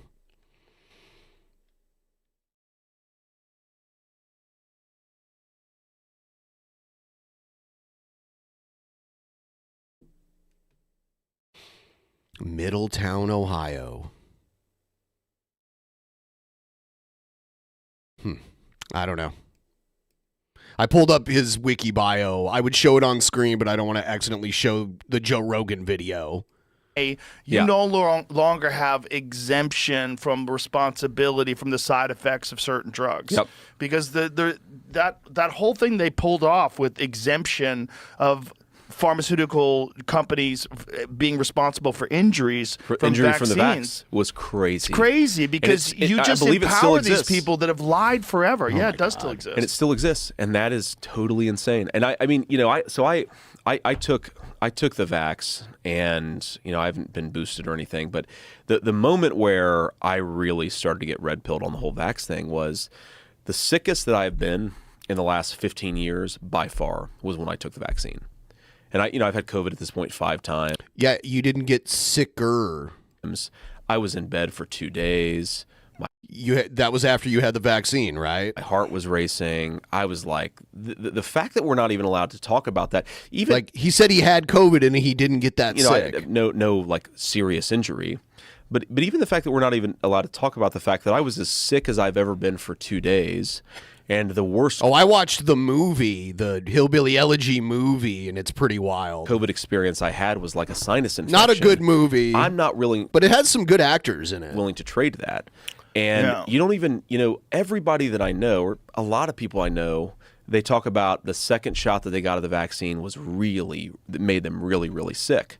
Well, that's a side effect, and not a side effect that we even talk about enough in this country. No, it's also, again, we're talking about companies that have a long history of lying and being forced to pay criminal fines, and then we're giving them this exemption from being responsible for any of the side effects. Yeah, and who do you think those big pharma companies donate to politically in 2024? I'll give you a big fat guess. Probably Kamala Harris. By a significant margin. Well, particularly with RFK Jr. being attached to Trump. Sure. With RFK Jr. comes a lot of... Yeah, and Trump has already promised he'd put RFK Jr. At the head of a lot of the health regulatory commissions like the USDA and that sort of thing. There's a lot. There's a lot that you're going to have to handle there. But that's the question is are they so entrenched that it's impossible to these things that disturb us, the fact that they have exemption from any responsibility because of the vaccine, the fact that they have the ability to advertise on television, Can those things be removed? Is that a possible thing? I think it's a possible thing, but Are we because forgetting that, like, that was one of Trump's big things, was like warp speed, the vaccine? Like, Trump was at the helm of the vaccine, you know, being developed as quickly as possible. So it's weird that now we're leaving him out of this part of the conversation. Operation Warp Speed, man. He was touting that forever. And then he realized his own people will boo him for it. I've actually done the work to figure out how many of my colleagues would sign on to this. I can't say whether it's like a certain thing or a likely thing or just something that we should be working on. I mean, here's an interesting thought experiment. If there was one thing that we could do to rein in the pharmaceutical companies, like what would it be? Would it be liability on the vax stuff? Would it be advertising? My intuition is actually it might be the advertising on the healthcare stuff because that's the way in which they engulf the media I don't think they should be doing the advertising into this whole not for prescription drugs. scam. That would be great. But you know, the let's look- vaccine thing here, is important too because I will look into it. That's Over-the-counter drugs is a different subject because you go and you choose them yourself. That's what I'll say here because I would need to talk to people to see if this is even possible. it's a weird one where you're not even allowed to question it. You're not allowed to discuss it. Oh, sure. And that becomes very religious, just like all these other things that we talked about, where you have this thing that everybody speaks about in hushed tones. People know people that have been vaccine injured, and particularly people on the left, they're very reluctant to discuss it, even publicly. Yeah. I know people who are public people who have had serious vaccine side effects who do not want anyone to talk about it. Absolutely. They're scared of being labeled an anti-vaxxer. I have a Senate colleague who doesn't want to talk about it, but worries that it's like permanently affected his sort of sense of balance and dizziness and vertigo. And yeah, it happens. I've talked to a number of people who think that they got vaccine injured. Some of them are public about it and some of them are not. But here's the thing, like I'm not even, you're probably more anti-pharma than I am. Like there are certain I'm things. pretty pro-pharma too. I think they make great drugs that help people with all sorts of conditions right. and diabetes medication like, and insulin. And I mean, like the sickle cell stuff that's coming out now, we maybe have cured sickle cell disease in Black Americans because of a gene therapy. I read about it a couple weeks ago, actually, that the first experimental therapy, and it was hard for the kid who took it, but you had like an 11 or 12-year-old Black American just walk out of the hospital and he's probably cured of sickle cell disease, right? That stuff is amazing.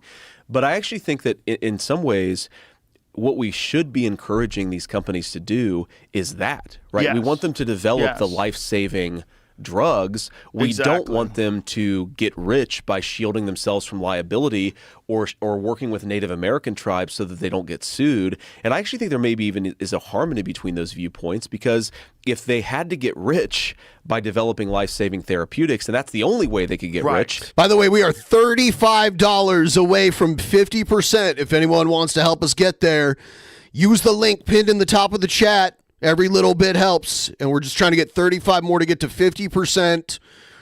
And that's my short-term goal for this stream, if you guys want to help out with that.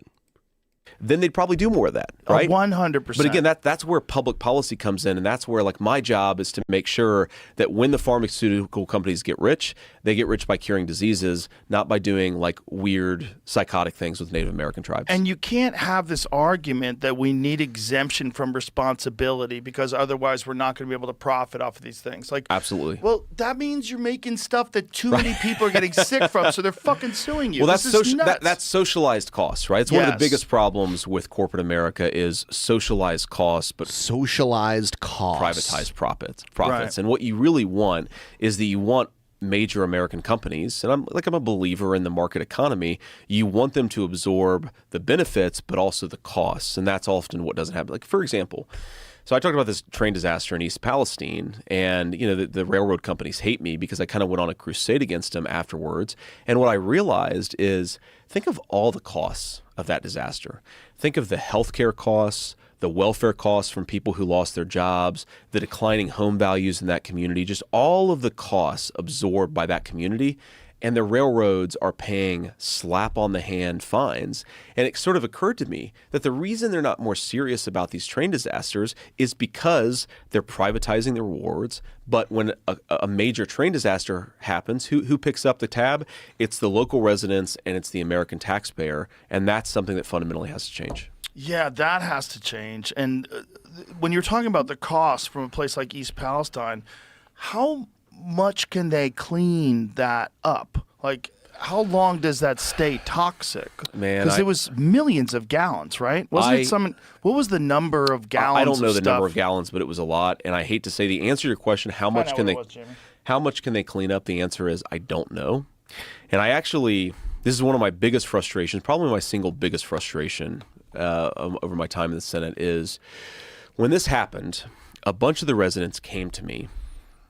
It's actually very sweet and even kind of patriotic, but certainly self-sacrificing, where they said, look, no one knows what the effect of this shit is going to be 15 years down the road, right? Because we weren't worried about, okay, a guy drinks the water in East Palestine and drops dead. The water levels did not have toxins at that level. But the question was, what happens when you're imbibing this stuff, breathing it in, drinking it at trace levels for 10, 15 years? Like, do you have weird diseases down the road? Hopefully not, right? I pray every day that hopefully not. Praying will fix it. But you can only study that in the moment. Right. And so we actually, working with a public health epidemiologist in North Carolina and some in Ohio, we actually came up with a plan. Like, here's what you would need to do.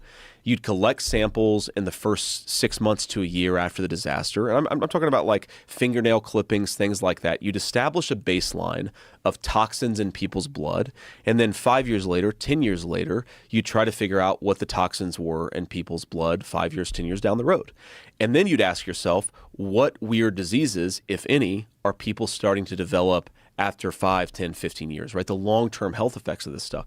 And it was in some ways a really interesting thing to study because we had never had a chemical disaster where we tried to study the effects years down the road.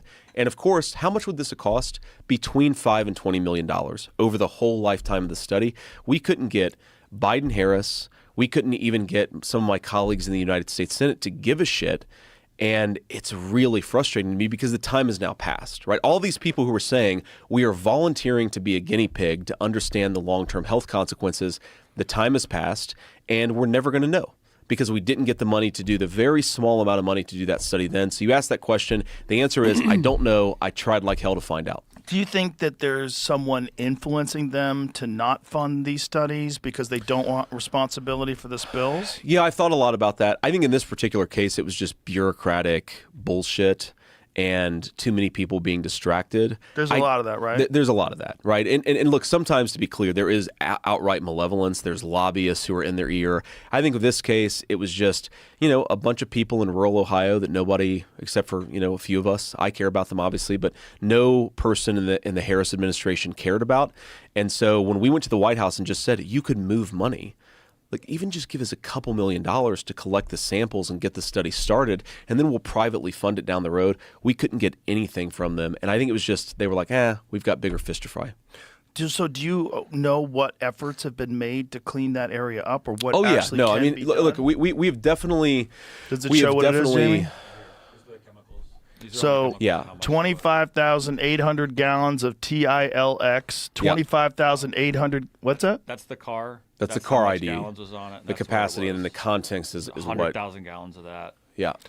Oh, each car has, each I see car what had you're different saying. stuff. Yeah, each car had different stuff. So what's the total of all of it? Somewhere like that's 100,000. That's another like 300. It's I wonder when he started wearing the makeup. Whatever, he can wear makeup if he wants. But I'm just wondering how, like a guy that was in the Marines, how did he come to start wearing makeup? millions, right? 350,000 gallons or so. Or millions of liters. But look, I mean... And all that stuff just leaks into the groundwater. It goes Yeah, into and a the lot soil. of people, it's a rural area, so a lot of people are in well water. A lot of people are just, breathing in the air. I mean, And we won't even know what the health consequences are for those folks for years. We won't know, and we may never really know because we didn't collect the samples at the time. Because you got to establish the baseline. That was what my Look at epidemiologist guy that I talked to in North Carolina said, you've got to establish the baseline, because here's what's going to happen, right? Fast forward 10 years, people get weird cancers, sometimes because of chemical spills, sometimes just because that's human biology. Somebody will sue the train company, which is Norfolk, I think Norfolk Southern. Yeah. Will sue the train company, and they'll say, I've got this weird cancer because of you. And what Norfolk Southern will say is, no, you don't. You don't have this weird cancer because of me. You have it because of just, you sort of lost the game of Russian roulette that is human biology. And what we could have said conclusively was yes or no. And unfortunately, we're not going to be able to say that. But this is one of the things, like when we're in office, the first disaster that we have, hopefully there aren't any, but there always are. First chemical disaster that we're going to take the infrastructure of that study, and right away, we're going to try to establish a baseline. Is it possible to, when you have a spill of that magnitude, can you actually get Your taste buds can't repel flavor of that magnitude out of the ground? Do you have to just remove all the ground? Like, how would you? Well, you'd have to test the groundwater to make sure that it doesn't. To their credit, and you're not going to hear me praising these guys that much, but the local EPA folks, I actually think, did a pretty good job there on the water side, because what they basically did is they just ran the water in the creeks through, a filtration system, cleaned it, oxidized it, and then got the chemicals out of it and then put it back into the system. Now, the problem is the stuff that's just in the ground, you can't really get that out. Right. Right. You'd have to remove the ground. You'd have to remove the ground and clean. I don't even know how you would clean it. I don't know if we have the capacity to clean it. What you can do is try to, as we did, we passed out bottled water and tried to make sure that people weren't drinking the water until the levels of toxins hit a certain level. And again, but the issue was never like the levels of toxins are going to kill you. The issue is always, are they going to cause long-term problems? That we got so focused, and I think the media got so focused on, is the water safe to drink? And it's like, the question is not, is the water safe to drink? The question is the water safe to drink for the next 15 years? Yeah, you were just talking about that. And we're never going to know the answer to that question. Ugh. Yeah, people are terrified of this idea of someone sabotaging things like that have trains that contain toxic chemicals. People are terrified about the sabotaging of the grid in particular. Sure. That's one that a lot of people have talked about. Yeah. That we're very vulnerable. Yeah. Like what can be done to sort of shore that up? It seems like cyber attacks are possible, physical attacks are possible. Yeah. And if the grid goes down, we have a real problem, right? We do have a real problem. I mean, look, there's the New York Times or somebody else reported recently that my phone was The New York Times or somebody else. Okay, who was it? allegedly hacked by Chinese hackers. And so, oh no, what'd they get? Yeah, I don't think anything. Nothing. Come on, man. Got anything in there? We'll find it. We'll find out, man. We'll find out. Got any memes you probably should have shared with your friends? Some offensive memes, and me telling my wife to get an extra gallon of milk at the grocery store. I mean, luckily I'm a pretty boring guy, so I don't think that they got really anything. That's but, nice. We'll find out. It's nice to be boring if your phone gets hacked. Yeah, like, that's whew. right. That's right. Well, it also, I mean, it's apparently they couldn't get the encrypted messages that were sent, so I'm pretty careful about making sure I use Signal and iMessage and all that stuff. That's anyway. great. So, I mean, look, maybe they got some stuff. We'll find out eventually. I try not to worry too much about shit I can't control. But one thing that came up, by the way, in that, and I'll go back to your question, is about the grid.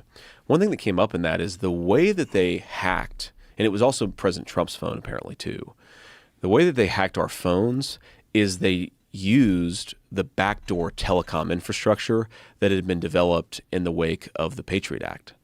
And this is something that I think should be a much bigger part of the controversy over the Patriot Act is when the Patriot Act was passed, like AT&T, Verizon, they had to build all of these systems so that if somebody got a FISA warrant and could hack into a particular phone, the infrastructure actually existed. What I've been told is that infrastructure was used by this Chinese hacker organization called Salt Typhoon, and that's Salt Typhoon? That's how they got Not into familiar. the Verizon network, and that's how they got into the AT&T network. What a great name, by the way. Salt Typhoon. It's a pretty badass name, right?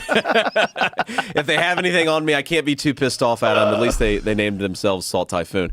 But the answer to the question about the grid is This is actually, it's one of these things where if we had a functional government, it's pretty easy to develop the systems. Because if you do like an EMP attack, right? Ron Johnson, who's a senator from Wisconsin, is really preoccupied with this. It doesn't take down the whole grid. What it really screws with is the power transformer system. So what we should have is basically a backup power transformer for every major system in the United States of America, just sitting in a warehouse that's turned off. And because it's turned off, it won't be affected by an EMP pulse. And then if there is an EMP attack, you just get those transformers to swap out the ones that were destroyed, and then the grid is back up and running. It's actually a scandal, I think, that the federal government has not just at one point, with all the money that we spend on defense and everything else, just said, we're going to spend $15 billion to buy enough power transformers to have a backup for every transformer in the country. We should do that. Yeah, one of the things that Trump talked about that a lot of people probably weren't aware of was the damage that these wind turbines are doing to whales. I wasn't totally aware of it. I had no idea until I watched your podcast with him. I knew a little bit about it, but I didn't read about it until after I talked to him. And it's a real problem. It's a very real problem. And what a conundrum for people that are so-called environmentalists to think the wind is like the cleanest option when it's not. The turbines don't last.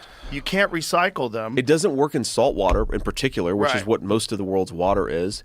I think wind is the biggest scam out there. Wind is a scam. It's total bullshit. It's also pollution. When I It's see those pollution. gigantic wind They're tunnels, ugly. they're gross. They're ugly. That's not pollution. Yeah. I mean, I thought this, where were me and my wife? We used to be into road trips before we had a Secret Service detail. And we took a Good old road days. trip, the good old days, man. We took a road trip through Kansas or Nebraska, or maybe it was Iowa.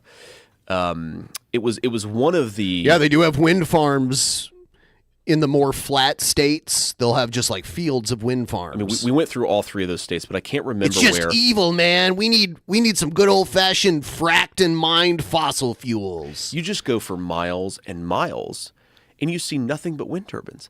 And it's like, this is beautiful American countryside that used to be green, rolling hills, dystopian. and now you have these disgusting dystopian wind turbines. I'm sorry. Oh no, They are ugly. We need some good old smokestacks. I They're will gross. die on this hill. They're ugly. I don't want them in American society. And nuclear power plants are actually more efficient, Yes. safer, and you don't have the problem. Like, we think about the problems of nuclear waste. Like, they've kind of sorted a lot of those out. They haven't sorted out the problems of getting rid of these turbines. No, they haven't. Not at all. I have a buddy of mine who lives in South Texas, and I went to visit him, and you drive down there, and it's like an hour of turbines. They're everywhere. There's so Okay. So they make the scenery look bad. Are there many. I mean, and I it- can't stand You just that. see them as like the sky is turning dark. You see these things just spinning. It just looks Yeah. gross. They kill the birds. They apparently kill They the kill whale. They kill the birds. They kill lot the of birds. whales. A lot of They eat the dogs. They eat the cats. If you look underneath them, it's like bird graveyards. It's crazy. Yeah, it really is. And it's clean. It's green. It's like we're brainwashed to think that these things somehow or another are beneficial because Yeah. they're attached to this idea That's of right. being environmentally conscious. Well, and I got the thought behind them, right? I understand why we Yes. were trying to turn. That's obviously a source of energy because you have wind blowing through. That's energy that we Yeah. should capture, but we're just not that good at it with this, It's right? not Maybe very there's efficient. right. Just accept that it was a mistake. It's not that efficient. The political or the environmental costs are pretty significant. Solar I think is actually a little bit more reasonable because you can get a lot more of the power. They last a little bit longer. They're not nearly as ugly, and you can put them in places where people don't frankly want to live that much anyway, like in deserts and things like that. Well, they do those roofs now. Like Tesla And the does roo- a and the solar roofs, roof, yeah, which the is solar roofs fantastic. I think that's a great way, right? That's just empty space. But wind, I think we just should say this was a failed experiment. We're going to stop subsidizing this, and if people want to have a wind turbine, great. But we're not going to build miles and miles of wind turbines anymore, at least not with taxpayer subsidy. But I just hope people recognize that the trade-off is not worth it. Like, you're getting a little bit of electricity. You're really ruining the landscape. You're ruining the view. You're killing birds. You're Yes. messing up whales. And those things don't last that long. And then when you got to get rid of them, you got to put them in a landfill. Like, the whole right. thing's bananas. It's totally bananas. And again, we focus on the carbon footprint thing, and we don't talk about the fact that there are these massive environmental hazards. That goes back to the distracted politics I versus can't the believe real this. stuff.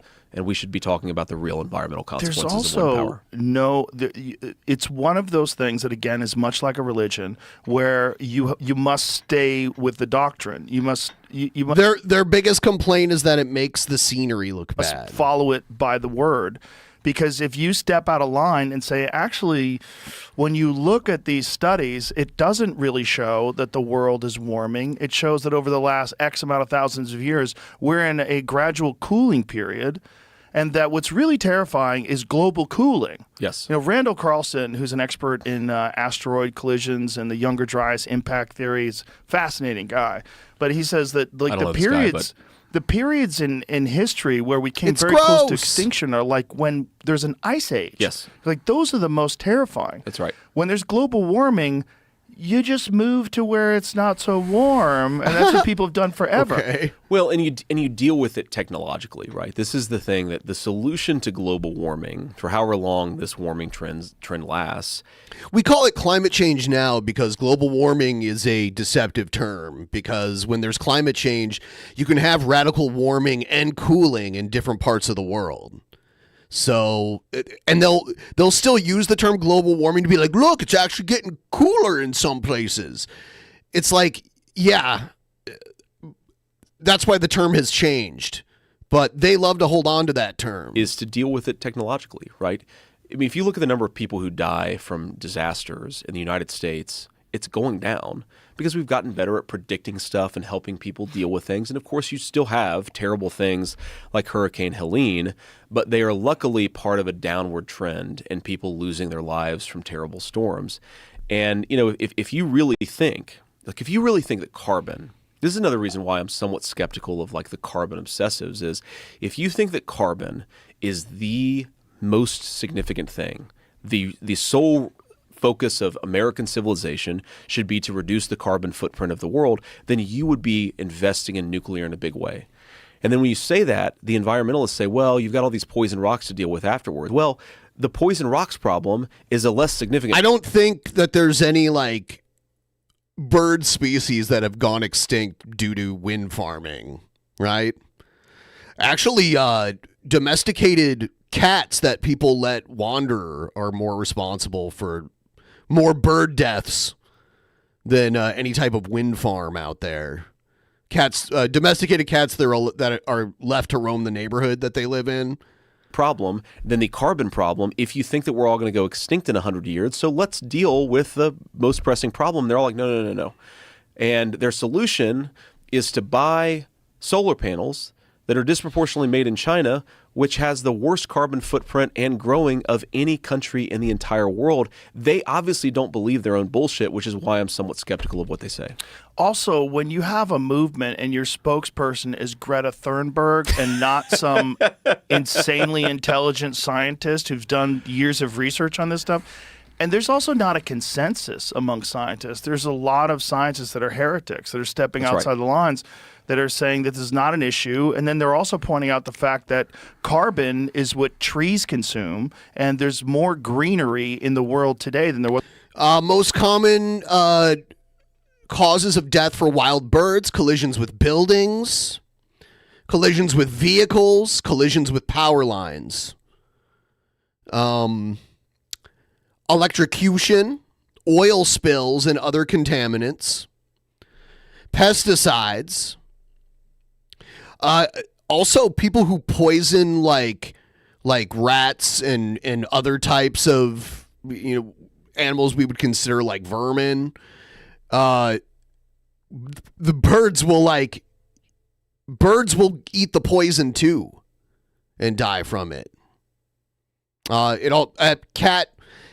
Cats are on this list too that I looked up. So. 100 years ago, which is a very inconvenient thing for people. See, I didn't even realize that. Yeah. I had no idea. Cats are on the list. Not at the top of it, but it's not arranged in any like. It gave me the three most common, which are collisions with like human-made structures, and then it said other threats include, and it had electrocution, oil spills, pesticides, cat predation, commercial fishing, moldy seed. Parasitic diseases, nutritional disorders. That's well, true. carbon is what trees Well, yeah, feed off of. so I knew carbon is what trees feed off of. I didn't know there was more greenery than there was 100 years ago. That's interesting. Not only that, you got Bill Gates that's saying planting trees is not a solution to the carbon problem. Like, Wait a second. this is so not This is true. what seems so it's crazy. It's so not. Wind turbines are not on the list. I mean, yes, birds have been killed by wind turbines, but based on this list, the most common ones are buildings, vehicles, and power lines. True, and it's also historically, like one of the craziest moments in history, in my opinion, is the Mongols and what the Mongols did in the 1200s. They lowered the carbon footprint of Earth because they killed so many people. They killed 10% of the population of Earth. That is crazy. And because of that, because they Oh, here's an actual, I mean, the data's a little old, so I don't know where I could find an update on this, but I can show you right here. Top threats to birds, U.S. only ordered by median estimate of bird mortality annually as of 2017. So it's a little old. But yes, collisions with building glass, collisions with electrical lines, communication towers, vehicles. Here's wind-based turbines right here. Much lower. Much lower than buildings. Like, electrical lines are among the top. Here's cats. All right, so here it is. Here's wind turbines, and you compare it to cats. Exponentially larger. Oil pits. That's another one. Interesting. They have all, and then they have all excluding cats, because cats are such a significant number of it. We're talking billions, right?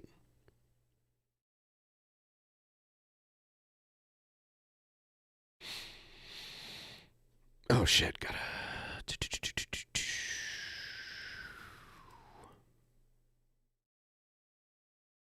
devastated these places and killed so many people. Trees grew, more trees grew, and it lowered the carbon footprint. Wow. These places that had been overcome by agriculture were then reconsumed by nature. Yeah.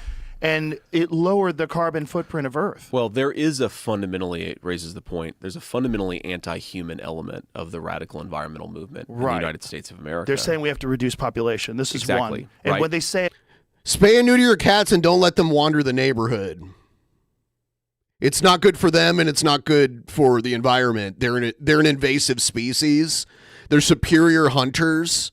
They don't need to be roaming freely. with vaccines, you're like, slow down. That's right. Did you just say that out loud? Shit, yes. And then when if That you is the crazy read stuff. Robert F. Kennedy's Jr., I encourage everyone to read Robert F. Kennedy Jr.'s book, The Real Anthony Fauci, because it's not just about this crisis that we went through with COVID-19. It's about a host of different things that were done. And one of them was a vaccine that was supposed to be a DPT vaccine that they were giving to girls in Africa that was just birth control. It was Wow. just sterilizing them. Wow. And that they were I didn't even realize they that. were giving them HCG, and that they were giving them into this enhanced schedule. I don't want to screw this up because my recall's not the best. I don't want to, but the reality is there was experiments done on unwitting, unknowing African women where they gave them this thing that was supposed to be a vaccine against a disease, Wow. but it was really sterilizing them, and they were That's experimenting. dark. Again, that's like It's the Native great, American OxyContin thing. But this that's is this dark global shit. health Yeah. shit. Yeah. Like there's a lot of experimenting going on. That's right. That's right. what's we pulled up an AP article. I had Alex Jones tell me this. I was like, "What?" It's like they gave him polio. They tried the vaccine. They gave him polio. I'm like, what? So then good we pulled Alex up Jones and it's an impersonation. AP article that shows that a lot of they had to stop giving these kids in Africa this polio vaccine because it was actually giving them polio. That's crazy. Like, because they experiment, because this is how they find out if stuff works. So you get people with no internet connection, they live in dirt floors, we're going to help you. And then they come in and they experiment on them. And it's so dark. That is so dark, And then it's man. all done through this idea of philanthropy. Yeah, yeah. And it's crazy, and they profit off of it. The whole thing is madness. And because they have so much influence and so much power and so much money is being generated, they're allowed to get away with these Well, things. just think about like that from the perspective of these poor people. I mean, I assume the polio vaccine thing happened in Africa, or did it happen Yes. somewhere else? Okay, so you're in Africa. Some white dude shows up, says that he cares about you, gives you a shot that's going to, That happens to me prevent all you the from time. getting some disease, and then you become like permanently disabled, or you even die because of it. Like, think about what effect that has on how those Africans perceive our civilization. And are we going to have, are they going to like, we're going to have a conflict in 30, 40 years because people are so pissed off about us coming in and giving them health care that isn't actually health care. I really worry about that stuff. I mean, this is one of my big things with the Russia-Ukraine conflict is people don't realize how much of Africa's food supply comes from the Ukraine. Like an The astonishing Ukraine. amount. So if you have this war that goes on forever and Ukraine. there's not enough food going to Africa, are you going to have a bunch of starving, desperate people who are like pissed off because they're starving, who hate European civilization because they don't have, they're not getting the food that they were expecting to get? Like, we never think about the knock-on effects of this stuff, right? Yeah, it's really dark and really evil that we're giving them polio. I also wonder, the people who live in the village that got polio, what the hell are they going to be doing in 30 years? Yeah, I hate it when people talk about Africa as if it's like one country. Like Africa's the name of a country and it's the entire continent. Some people think that too, by the way. I used to work for a cell phone company in the department where we handle people that were traveling internationally. And they would, when they would call, I'd have to ask them what countries they're traveling to. And I get the people that were like, I'm going to Africa. And I'm like, okay, well, which country? Africa. That happened more than once. It's like, no, Africa is a very large place, many different countries there. Probably going to hate us. Yeah, I would be really upset if you gave my kid polio. Yeah. You came over here. Yeah, like, justifiably with so. some Justifiably mission. so, I'd hate these people, right? You give my Yeah. kid polio under the pretense of helping them? It's crazy. But, then there's also pharmaceutical drugs that are really beneficial. And this is the thing, like, they have to have guardrails. Yeah, you have to have some You have to have rules guardrails. and regulations Yes. to keep these people from just never-ending profits. Yes. Because they always gravitate towards that. They always Well, gravitate towards making yeah. the most amount of money. And again, this is where I go back to some of the arguments of the old left. Like, what kind of guardrails do you want these companies to have? Do you want the guardrails to be that if you donate to the trans pride and BLM organizations, you get to do whatever the hell you want? Right. Or do you want the guardrails like, we're going to protect health and public safety and make sure that you're not like killing people under the auspice of helping them? Yeah. And That's the kind of guardrails I want. The common very sense ones. logical. Yeah, very logical. But logic is, dangerous today. Like, logic. Oh man. But logic is it's a problem when you have ideologies and people like logic, strictly adhere. logic is a colonial idea, man. You got to get away from the logic. And That's math is racist. I That's don't know right. if you know about Math that. is That's a new racist. one. Well, okay, so this is interesting.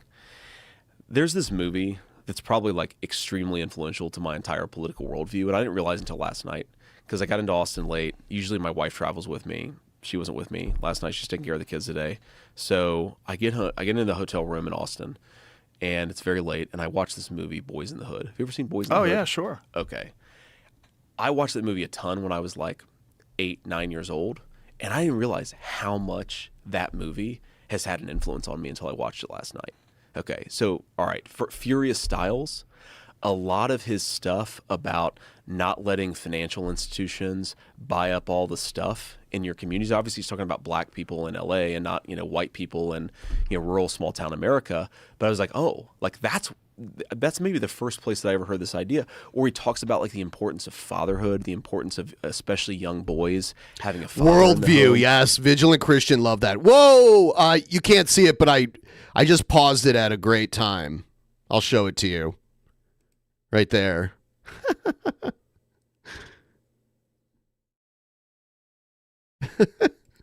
All right. It's like I got that from Boys in the Hood, and obviously it spoke to me when I was a kid because I grew up at the time and I didn't have much of a relationship with my dad. And it's interesting, man. He makes this observation, math being racist.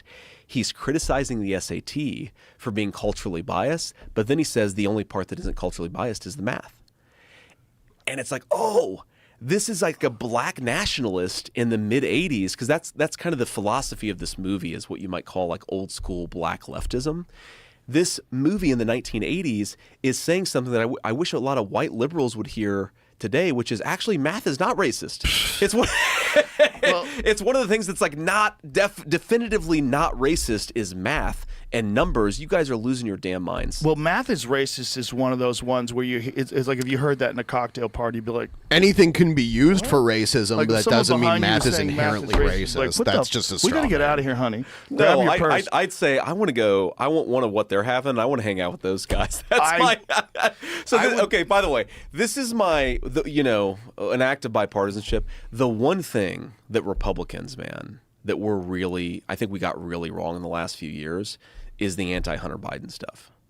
I want to go hang out with Hunter Biden. I mean, I may be the only Republican. That dude.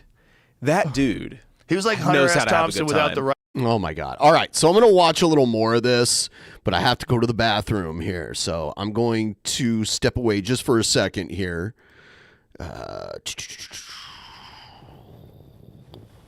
All right. This got so complicated because I can't show the video. All right. I'll be right back.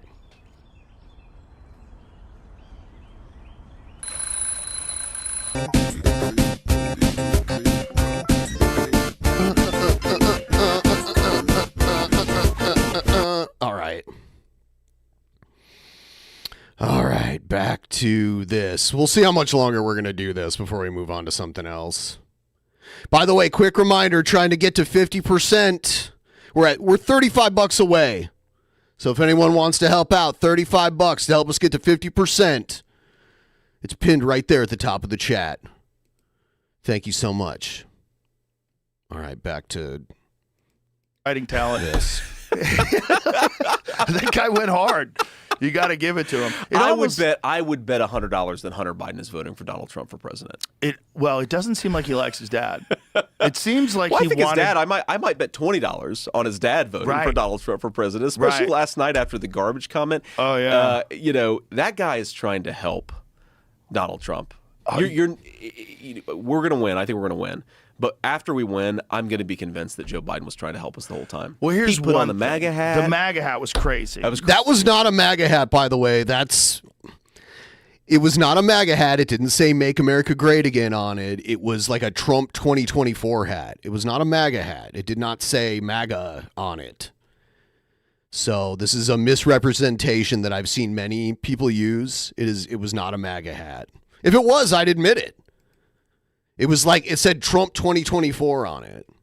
Crazy. When he put on the MAGA hat in front of those guys and they all cheered, and he insisted on keeping the hat and he took it with him, I think he's very, very resentful that he got ousted in what was essentially a coup. Yeah. And I'd love to know what happened there, by the way. I would love to know what happened. I have to use the restroom, but we'll come back. I mean, everyone was saying he can't handle it. Like, people were saying for the longest time that there was a cognitive decline. Okay, we'll talk take a about break. that because All right, this is So all of a sudden now, it's so strange. Like when they thought Biden was running, they talked about how feeble and incompetent he was. But then when Democrats agree and push someone else to run, then it's a coup, which it's just not. Sounds this is good. important. I just have to pee. I'll be right back. So the wildest thing about the laptop was that they were able to suppress it from social media. And Really wild. When I discussed that with Zuckerberg, and he openly admitted it, that the FBI had contacted him and told him that it was Russian disinformation, and like that was one of those things while he was saying, I was like, this guy's like just saying this. Yeah. And I remember when that episode came out because it reverberated across American politics like crazy. It's like, Yeah. holy shit, he just said the thing that we all suspected for a very long Right. time. And if it wasn't for Elon purchasing Twitter and then finding out how much of an influence they were having, Then Tesla stock would still be worth a lot. In That's right. fact, silencing something that they knew to be correct, under a lie, Yes. and 51 former intelligence agents signed off on this. That's right. It was like, how did they pull that off? Like, just pulling that off is really wild. And the fact that there was no outrage from the left. Yeah. That the left was like, it's fine because it's our side and Trump is evil and he's Hitler. We got to get rid of him. So let's just lie about this laptop. And no consequences. Nothing. Right? The same people that pushed it are still. And by the way, they still all have security clearances, I believe, which is going to change when we win. But I mean, also, this is where I always get pissed about the media conversation around what happened in 2020. Is what they'll do is they'll sort of find the craziest conspiracy theory about what happened in 2020. They'll debunk it and say, "Oh, look, this shows that nothing bad happened in 2020." There's a nonpartisan organization that actually looked at what would have happened to Americans' votes if they had just known the truth about the fact that Joe Biden fundamentally had traded his political He influence for money. weaves That's what it things. was. It's an old-fashioned American corruption story. I will give you access to powerful people in exchange for money, right? That was the true scandal of the Hunter Biden laptop. Again, it wasn't Hunter Biden doing cocaine with a stripper. That was the fun part. You can say that. I have an election to win. To win, if Trump loses, JD Vance is the biggest reason. So that was the real was the scandal. corruption. It was the corruption. And this evidence of the nonpartisan, corruption. and direct evidence of the corruption, and a nonpartisan organization Trump should get a weave, like in his hair. said that knowledge, which was suppressed by the entire American media and big tech scene, that would have changed millions upon millions of votes. And we know that the number in 4 swing states was 88,000 votes that were the difference between Donald Trump and Joe Biden winning the 2020 election. So set to the side all of the other arguments about fraud and all the other rule changes that happened in the midst of COVID. We know that big tech colluded with our own sort of, I would say colluded. The one thing I'll say about Zuckerberg is, and I don't know him super well. I've never had a problem with him, but I do wonder if it's a convenient excuse. I don't doubt that the FBI said, hey, this is Russian disinformation, but these companies still have to take some agency over this too, right? So I think it was both the corruption of the FBI and the intelligence services, but also the big technology companies themselves. Both of them are at blame. And I think fundamentally, if they had not done what they did, Donald Trump would have won another term as president of the United States. You're never going to be able to convince me that if millions upon millions of swing voters knew the evidence of Joe Biden. The other day I saw a Cybertruck that looked like Eddie Van Halen's guitar. If anyone's familiar with the Eddie Van Halen signature guitar with the crazy color pattern painted on it, I saw a Cybertruck the other day that looked just like that. It was horrendous. I like the guitar, and because Eddie Van Halen played it, I don't really think it's a nice-looking guitar, but Eddie Van Halen, great guitar player. But it was an Eddie Van Halen Cybertruck. It's corruption, and it was staring them in the face that we would not have been able to pull that one out. Well, Zuckerberg has gotten really into mixed martial arts. He's gotten really into jiu-jitsu and really into training.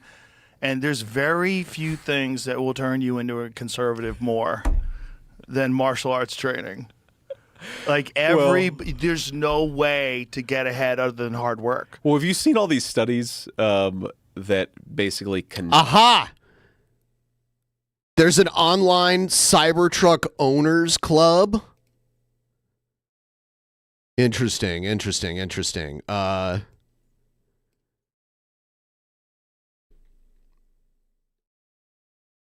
Right here it is.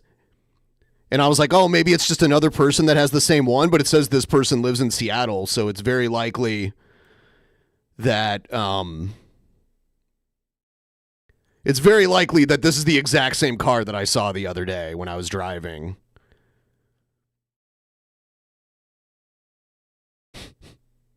I think it looks horrendous. I think the car, just in general, just looks like shit.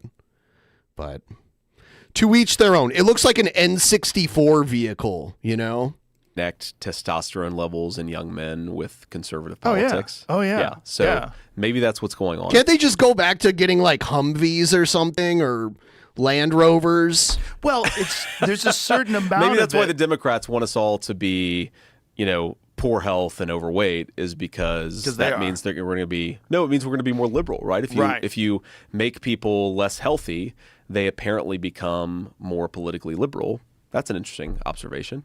Well, I think there's like socially liberal, like live and let live, do whatever you want as long as you're not hurting anybody, which is really what I am. And then the reality these labels get all confused, right? Yeah.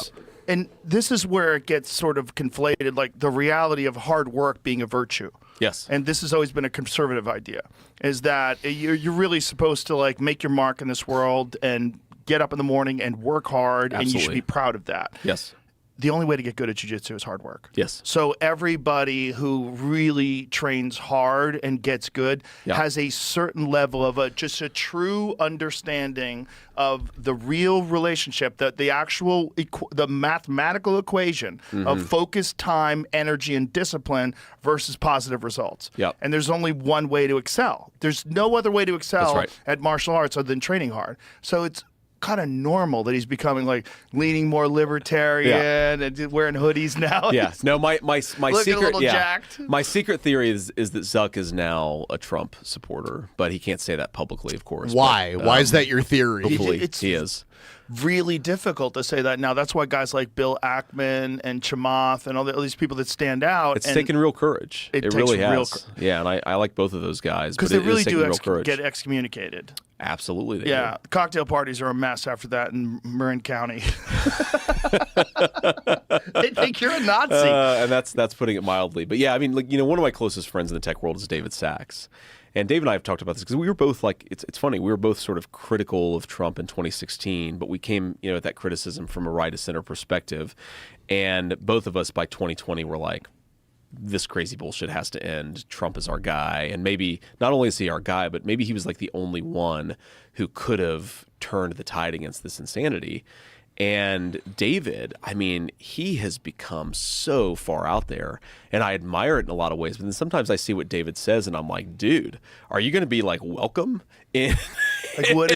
Thank you so much. I appreciate it. I really needed that. I'm trying to get to 50%. So that brings us a little bit closer. So now we just need $25 to hit to hit 50%. In your neighborhood. Well, I mean, have you ever interviewed David Sachs? No. Well, I mean, he's just he's very anti-woke. He's very, very into what I would call foreign policy realism.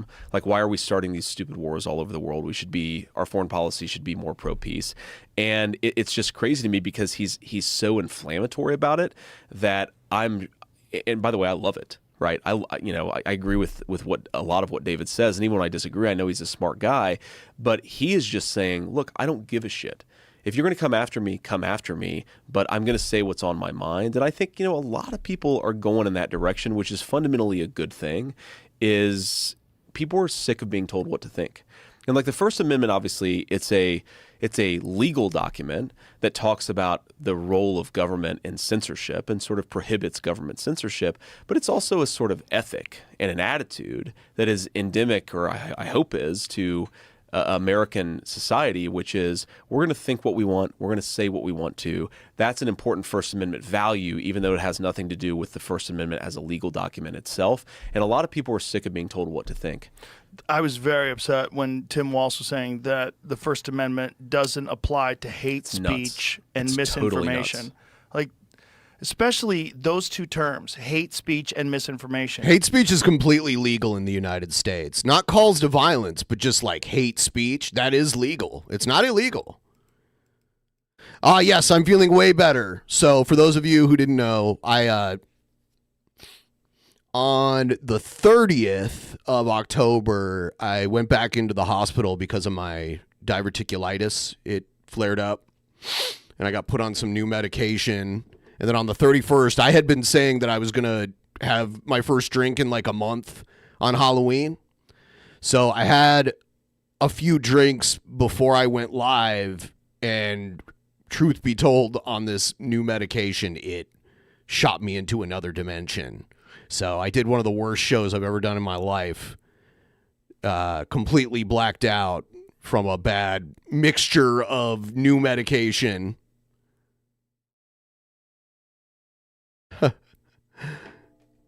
It's cool. And I talked to Gail. She blames the Jesuits, you know. Oh, was it one of my best shows? Hey.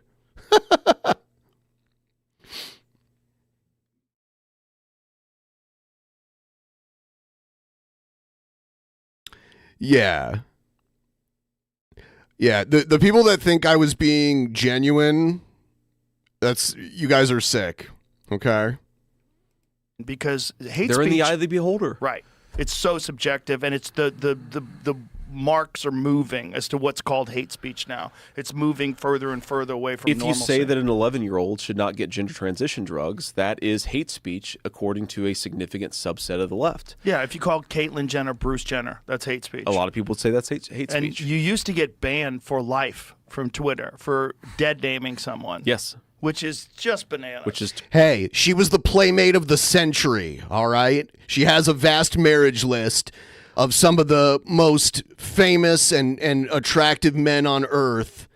Why to be included on that list, that person would be so lucky. totally bananas. you can call him a cunt, but you can't You guys are exaggerating. Come on. you can't call him Bruce. The whole If I wanted to take it down, it would already be thing down. is so crazy. Yeah. It's just But I think that this is, and look, I'm trying not to be too partisan because I know a lot of people watch your show, but this is to me the biggest and most fundamental difference between Try not to be Kamala too and partisan. President Trump in the campaign is, whether it's Biden calling people garbage or Tim Walz calling people fascist and Kamala calling people Nazis or endorsing explicit censorship, we're not trying to censor our fellow Americans, right? We'll attack Kamala and her policies and her ideas, but we're not trying to say you should be silenced because you disagree with us. That is anathema to everything that I believe in. And that is what's happened in the modern... Yeah, so I can't drink at all when I'm on this medication. The medication isn't a perpetual thing, but I need it now at this point.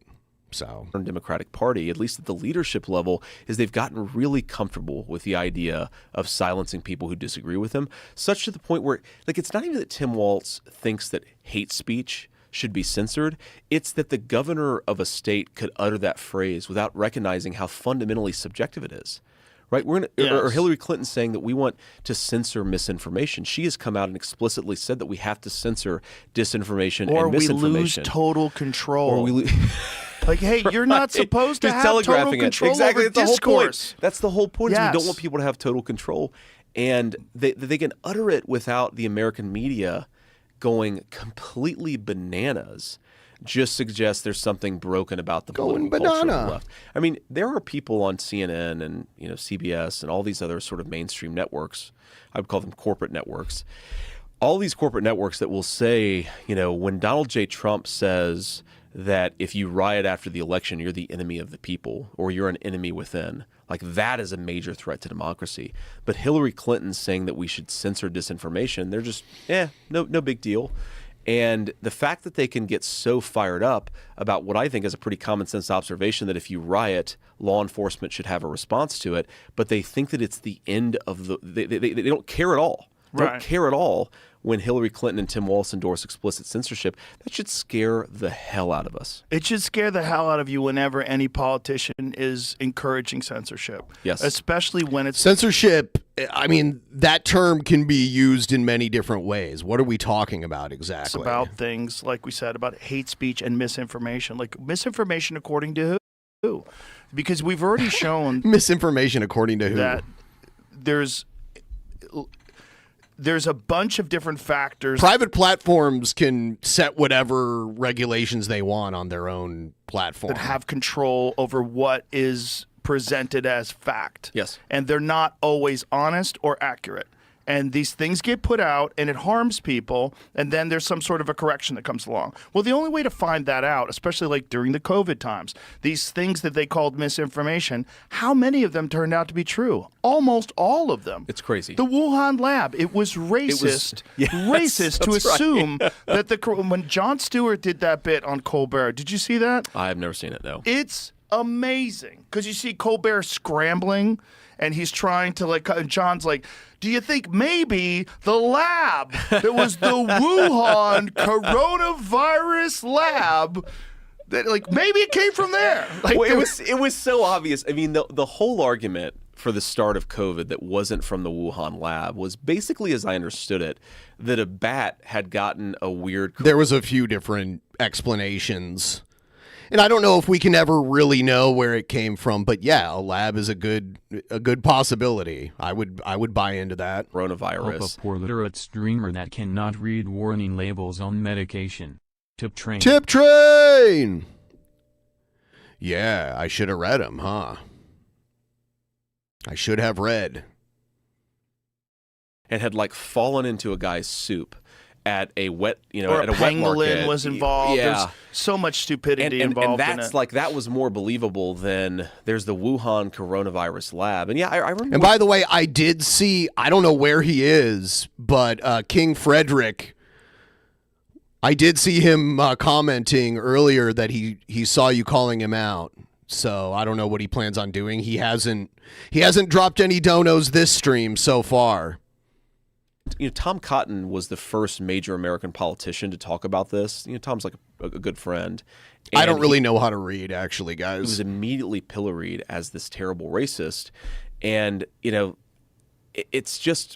it's bizarre that we're not allowed to talk about things in the United States of America. I will say, I think it's gotten better. This is one of my more optimistic views is, when we're all locked in our houses in the summer of 2020, I think that did weird things psychologically to everybody. Agree. And I do think that, yes, some of that did happen, for sure. I think that a lot of people rebelled against it, and we're probably in a better position now in 2024. Like Chamath would not have come out. I love Chamath. Would not have come out for Donald Trump in 2020. Right. Right. Now he's hosting fundraisers and giving hundreds of thousands of dollars to our campaign. So I think the fact that you have so many old school liberals and old school leftists say we're done with this bullshit is actually a pretty good sign. Yeah, there's still social consequences to it, but not nearly as high as they were 4 years ago. Well, I think when Elon purchased Twitter, it changed the entire game. Because now you have this Wild West, uncensored version of social media that's run by this super genius madman who Super genius. Come on. has all the money in the world. That's right. It's so crazy. I mean, it's really without him, Him buying Twitter was such a bad move, even for his other businesses. we're in a lot of trouble. Because let's say Twitter never gets purchased. Twitter is such a shit show now. I don't even look at it. It's so bad. They let the lunatics run the asylum there. It's absolutely terrible and toxic. They run the same way they've run it in the past, where they're being influenced by whatever companies and whatever agencies I took the app off my phone. decide to remove posts or remove people and ban Donald Trump and ban a bunch of different conservatives and ban a bunch of people that were outcasts, and they just decided they were controlling the discourse. Well, then you have no outlets other than That's right. Parler, and we discussed this yesterday. Those outlets 100% got infested by bots, where Absolutely. where they're putting Nazi stuff up and like, oh, this is a Nazi site. Like, no, Right. you're the Nazi. You put it up there. Yeah, exactly. You poisoned it. Exactly. Instead of it being just a place where conservatives can That's go right. and talk about things and not be censored like they were on Twitter, then they get infiltrated with all this hate shit, and then it becomes a hateful place, and they don't even want to go. So now they're homeless. That's right. Well, now all of a sudden Twitter comes along. Elon comes along, has this complete shift in how he's viewing this attack on free speech. Then you have Schellenberger and Matt Taibbi. They go into the Twitter files. And they find like, oh my God, like this is unconstitutional. This was is industrial scale censorship is what it was. I don't think it's unconstitutional. They weren't right. They did all this stuff, and it turned out that all the things they were saying were either lies or were incorrect. Correct. And there's no repercussions. And so you're seeing all this in real time, and no one on the left has any problem with it. which to me is insanity. And the people that do have a problem with it, their solution seems to be to just go to the right. They don't even feel like you can reform the left. People are just like Tulsi Gabbard becomes a Republican. Yeah. People are just abandoning this. Like, I can't talk to you people. That's right. I'm doing an event with Tulsi Gabbard tonight in Pennsylvania. Actually, love her. I love her. She's awesome. And I think she basically decided the left cannot be reformed in this country anymore. That's what happened with Bobby Kennedy. That's what's happened with a lot of old school liberals. Is they said, we don't care what you do in your bedroom, but we believe in the fundamental right of people to speak their mind. And the Democrats, You can do that. It's just these platforms don't have to adhere to the bare bones of the First Amendment. They can make their own policies. just don't believe in that anymore. So and crazy. And then if you don't like it, you can stop using it. Like I just said, I don't like Twitter. I took the app off my phone. To me, it's shit. So I stopped using it. But Elon, can do whatever he wants with it. He bought it, so he can do whatever he wants. He can use it as a way to promote Trump if he chooses to do so.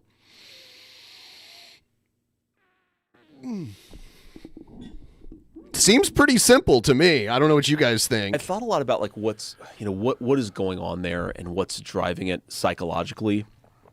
And I think what's going on is the entire modern Democratic Party grew up in an era where there was consensus, right? Walter Cronkite could say something about the Vietnam War, and it turned out he's probably right about that, actually. And it collapsed. Not everyone agreed about the Vietnam War while it was going on. The country was definitely split over it. The generation that was being sent there to die was against it by and large. But there was definitely not looking back at it now, hindsight being 2020, most people look back at it and think it was a mistake. But that was not the way it was while it was actually going on. Public support for the Vietnam War, where they grew up in America where social trust was just so much higher. And I think that a lot of them are trying to reimpose that social trust from the top, not recognizing that high level of social trust came organically from the way that American society worked. And if you have people trying to reimpose it from the top, it actually degrades the very thing that you're trying to create. Because I've seen, family members of mine who got really radicalized because they were like, wait a second, should we be masking 3-year-olds in our schools? Like, does that do something to their language development? And then they would get kicked off of Facebook because a person with... Don't believe it does, but I haven't looked at a study. 900 Facebook friends who has no public profile dared to question the prevailing narrative. And again, they ended up being right about it. I actually think that what the left is doing is degrading social trust by trying to create it from on high. And I kind of get the psychological impulse because, a lot of great things that we do come from high levels of social trust, but you've got to reestablish it organically. You can't try to force it on people. And there's been some course correcting. Like, did you read Bezos's article? Was it yesterday that came out in the Washington Post? I did see that. What did you think of that? I go back and forth. Like, again, I don't know. He doesn't want to give an actual opinion on this. He's really good at not answering questions. Jeff, super well. I've always liked him in my interactions with him. But the problem with the Washington Post is not that their editorial page has been insufficiently conservative. It's that their entire journalism department is fundamentally engaged in democratic political activism. The two, we talk about this a lot, and my political guys are, a lot of them are outside, and certainly a lot of them will watch, but we talk a lot about which are the newspapers that have really gone crazy. And the New York Times is kind of an exception. Yeah, it's very left-wing, but it hasn't totally gone insane. The Washington Post might as well be a propaganda outlet of the Democratic Party. If you look from the Hunter Biden laptop to any number of stories where they just toe the left-wing line almost instinctively. The problem was with the journalism at the Washington Post. It's not with the editorials. I don't care, frankly, whether the editorial page endorses Donald Trump or Kamala Harris. I care about whether the journalists are lying about Donald Trump or lying about Kamala Harris. And frankly, they're lying a lot in the negative direction about my running mate, and they're lying a lot in the positive direction about Kamala Harris. So what I would like to see from Jeff Bezos is a commitment to the Washington Post not just being a Democrat super PAC. I don't give a shit if he hires a few more conservative columnists. It doesn't matter. What matters is, do they hold their journalism to anything like a high standard? And if they don't do that, then to me it's just window dressing. But it seems like that's at least a step in the right direction. Fair. Like fair. one thing Yeah, would yeah, be that's great. fair. You have an argument against Donald Trump on the front page next to an argument for Donald Trump, and let two different Sure. intelligent people state their cases, one from a conservative perspective, one from a liberal perspective, and let's see what resonates Sure. with you. It's a step in the right direction. I just think that unless you change the underlying, journalism to make it more fair, it's going to be only a step in the right direction rather than fixing the problem. Well, what else can he do? I mean, he's probably pretty busy on his yacht, hanging out with his girlfriend with his tight shirts on. How does he have the time? He can't go into the office and read everybody's work. Okay, so let me give you an example. There's a journalist by the name of Matt Boyle who writes at Breitbart. Is he related to Jessica Boyle? You know Matt Boyle? Yeah, you I ever do heard of not. Matt? Okay. Jessica Boyle? So Matt is, even though he writes for Breitbart, and I know that most people assume that Breitbart is just this right-wing rag, he has one of the best contacts of journalists in Washington. He knows what's going to happen in the country before most left-wing journalists because he talks to the liberals, he talks to the conservatives, he has allies on Capitol Hill. I'd love to see the Washington Post hire a guy like Matt Boyle and say, Matt, go and do what you're going to do. And obviously, it's not going to be able to have a political bias to it, but go and investigate. If you want to go and investigate... Oh, yeah, we're going to talk about the Jessica stuff on the main show later tonight. Harris's campaign, go and do it. But that is what it would look like, is empowering conservative and independent journalism in the same way that Jeff Bezos is empowering Jessica's left-wing journalism. Boyles. If I see that happening, then I'll be a little bit more optimistic about his stewardship. Well, could you imagine if there's the same sort of scrutiny on Kamala's speeches and appearances in these media outlets as there is on Trump's? Oh, my God. One of the things that we talked about was how they edited that one answer that she was asked, what, about foreign At policy. CBS. Yeah. They edited it completely. And I wasn't aware that they put an answer for a completely different question there. Well, okay, so I think that what happened there, having done try to understand that a little bit better, is they basically just edited her answer down a lot so that she didn't sound like a total insane person. Because what aired, I think, on the smaller, what aired on the channels online that had a smaller pickup was the rambling. The word salad. But what actually aired on the news programs was, it still didn't sound very good, but it sounded a hell of a lot better. But let me give you a very good example But of this. it's Okay, really not the answer. So it's like they changed the answer. Let me see what. Yeah, no, you're right. They changed the answer, but I just wanted to find the statistic from my team because I asked them this last night. So they did change the answer, and they changed it in a way to protect her. Yes. And then, importantly, they refused to release the transcript, right? So my attitude would be just release the transcript, let people see what she actually said, right, so that you at least have some integrity as a journalistic outlet. But okay, so here's you, of course, I'm sure, paid attention to the kerfuffle over a comedian at the Trump rally at MSG. Of course. What are you talking about? Of course he knows about that. That's his buddy Tony Hinchcliffe. We know that. I think you even know this guy, right?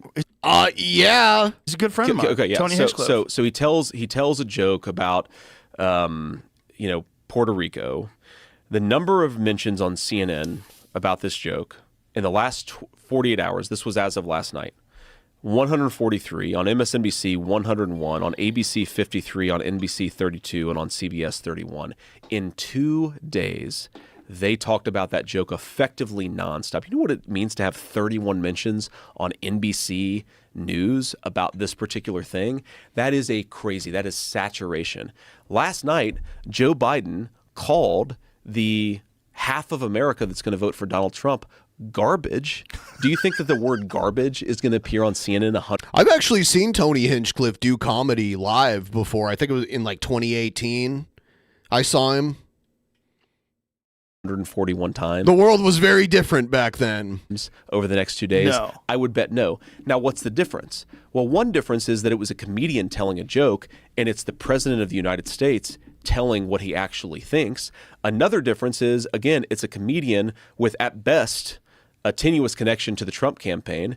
And on the other hand, you have the actual sitting president at a vice presidential campaign event, telling the vice president, telling the entire country at an event sanctioned by the Kamala Harris campaign that half of Americans are garbage. And I guarantee the media is not going to cover this in the same way. I mean, here, let me, I don't know if Jamie can bring this up, but I tweeted about this last night, that Politico, when they initially tried to write the story about what had been said by Joe Biden, they said that Biden had called racism against Puerto Ricans garbage. Well, who disagrees with that? I think that racism against Puerto Ricans is garbage, but Trump likes to throw paper towels at them after they suffer a hurricane. That's not what he said. He said that Trump supporters are garbage. He said it's on video. So Politico tried to retcon this. It turned out there was a video, so we could actually see for ourselves what was actually said. But the amount of dishonesty in the American media really is off the charts. It is, but also with Joe Biden, I think at this point in time, he's literally that crazy guy on the porch yelling at the neighbors. I mean, no one thinks he's there, which is also one of the fascinating things when they asked her, when did you know that he was mentally impaired and why didn't you talk about it earlier? And there's this, Joe Biden has always done the amazing work that Joe Biden does. It's just like this long, where are you going? Yeah. You want to get the lights that they use with the air traffic controller, come this way. Yeah, come this way. Help her out. Do you think she wears an earpiece? I wouldn't be surprised. I have no idea. The earpiece one was amazing. But man, the little she just Bluetooth thing, the earring. It's astonishing. She talks. Okay, the Bluetooth earrings, that shit was debunked, by the way. The conspiracy theory that she had earbuds, that they were fake earrings that people were feeding her debate talking points to her. The only way I can describe it is she talks in circles. Yeah. Right? It's like Tim Dillon says it's like she does gypsy curses because she speaks in gypsy curses. That's very good. But it's, we need to build an opportunity economy, because if Americans don't have opportunity, then they're not going to have the opportunity to be Americans. And it's like, what the hell the opportunity did to you generate just wealth. say? We need 20 more bucks to hit 50%. If anyone wants to help start a tip train, the link is pinned at the top of the chat right there. Thank you so much. If you want to help support these earlier streams that I've been doing, that's the best way to do it. To throw a couple bucks our way. And then later tonight, we're doing another show with Shabisky at the usual time. And generational wealth. Wait a minute. Do you know how few people generate generational wealth? It means you have so much money, you're going to give it to other generations. Well, but there's actually, I mean, I give a lot of speeches, so there's actually a skill to this. I think that she is the Michael Jordan of using as many words as possible to say as little as possible. There's actually a certain gift that she has, because you listen to her talk and you're 100, 200 words into it, you're 500 words into it, and you're like, what the hell did she just say? She didn't say anything. Right. And that actually, I mean, so yeah, there's a certain political skill in saying a lot without actually saying anything, but it actually worries me about her being president. There are all these substantive policy disagreements, and we could talk about, I don't like her border policies, I don't like this, I don't like that. But what does she do when she's in a meeting with a world leader and she has to know the details of public policy to negotiate with Vladimir Putin or Xi Jinping? One of the major things that you do as a president is you participate in economic negotiations, what tariffs are we going to apply on your goods unless you lower the tariffs on ours, or vice versa, right? You have to be able to know a little bit about your job to be the president of the United States. And I don't know that she has an ounce of curiosity about public policy in this country. That's what scares the hell out of me.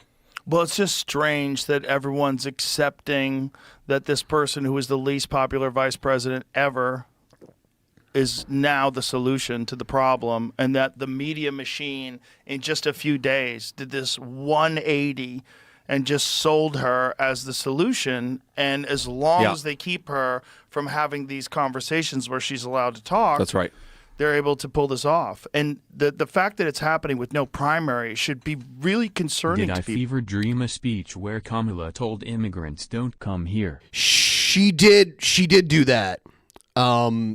Yeah, we're like right after she took office. Do not come. Do not come. We definitely watched it on the stream when it happened, and thank you for helping me get to 50%. I'm going to keep going in hopes maybe we can get a little closer to 60, but I appreciate all the support, guys. I really do. Thank you. Because It that's really never should. happened before. Well, it's also, they could have had a primary. Well, it's also part of the process where you identify people's flaws, you figure out what they're good at, what they're bad at. Like the primary is actually a grueling process. How you handle pressure. How you handle pressure, right? And we don't really know how she's handled pressure because she's only done it for a little while. And if you just look at Donald Trump's public schedule, JD Vance's public schedule versus Kamala Harris, dude. Looks like it was a speech in Guatemala. It is striking how little she does. There was an interview that she did. I think it's the only really tough interview she's done with Brett Baier of Fox News. I believe that she had a clear calendar for 2 days before she did this interview.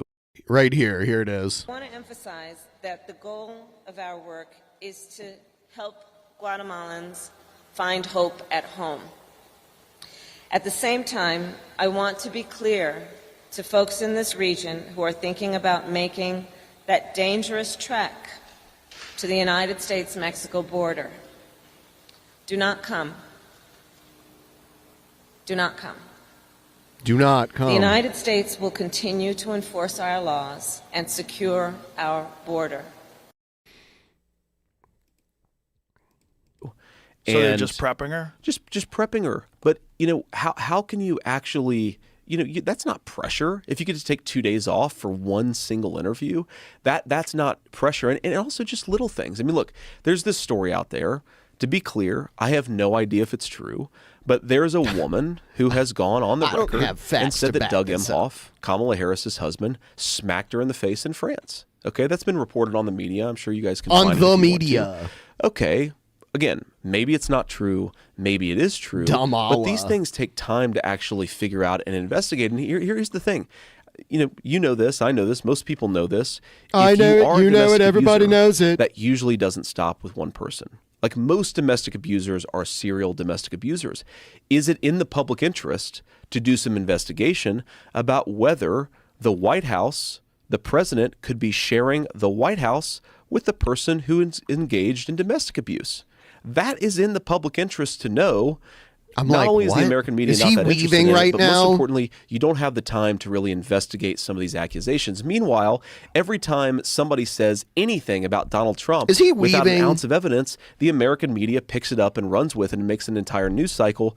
Totally incurious about what's going on with Kamala Harris. But I think over time, what's interesting is most people are becoming aware of this extreme bias, the difference in the scrutiny that's applied to Trump. So that's right. But you go back into this question you asked me about Jeff Bezos. This is why you need good reporters who have the investigatory skills, who are empowered by their employers to go out and do the investigations. Like, your platform, you're having more honest and open conversations than anything that's happening in the corporate media. It's like one of the reasons why I listen to your show, one of the reasons why I'm happy to be here.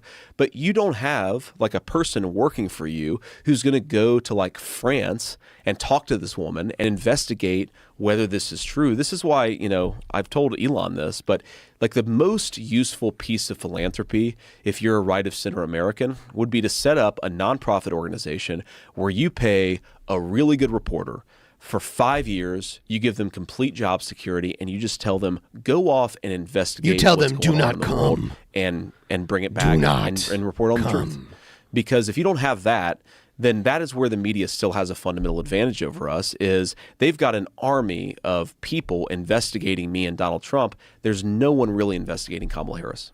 Well, there's also the amount of left-wing media versus right-wing media is pretty disturbing. Yeah. Like what is the percentage of networks that lean left? CNN clearly, MSNBC, ABC, NBC, CBS, and then you have Fox. Then you have Fox. And then you have a couple of online things like Yeah. News Nation, what Right. have you. But and if you just the reach is much less. It reaches much, much less. And if you just look at, I mean, you're only, you and a few others are the only people who can compare with the actual platform size of an NBC, a CBS. I mean, yeah, fewer people watch them now than they did 20 years ago. But if you look, man, like you're still getting 5 to 8 million viewers every single night for each of the major networks on the nightly news. That's incredible reach, right? Yeah. There's still a lot of power there. And, to your point about like the comparison, Fox News, number one, if you look at Fox News's viewership compared to NBC's, NBC dwarfs it. But more importantly, in some ways, is Fox News, which I do think is very important. But yeah, they have a right of center bias. Certainly, I will admit that.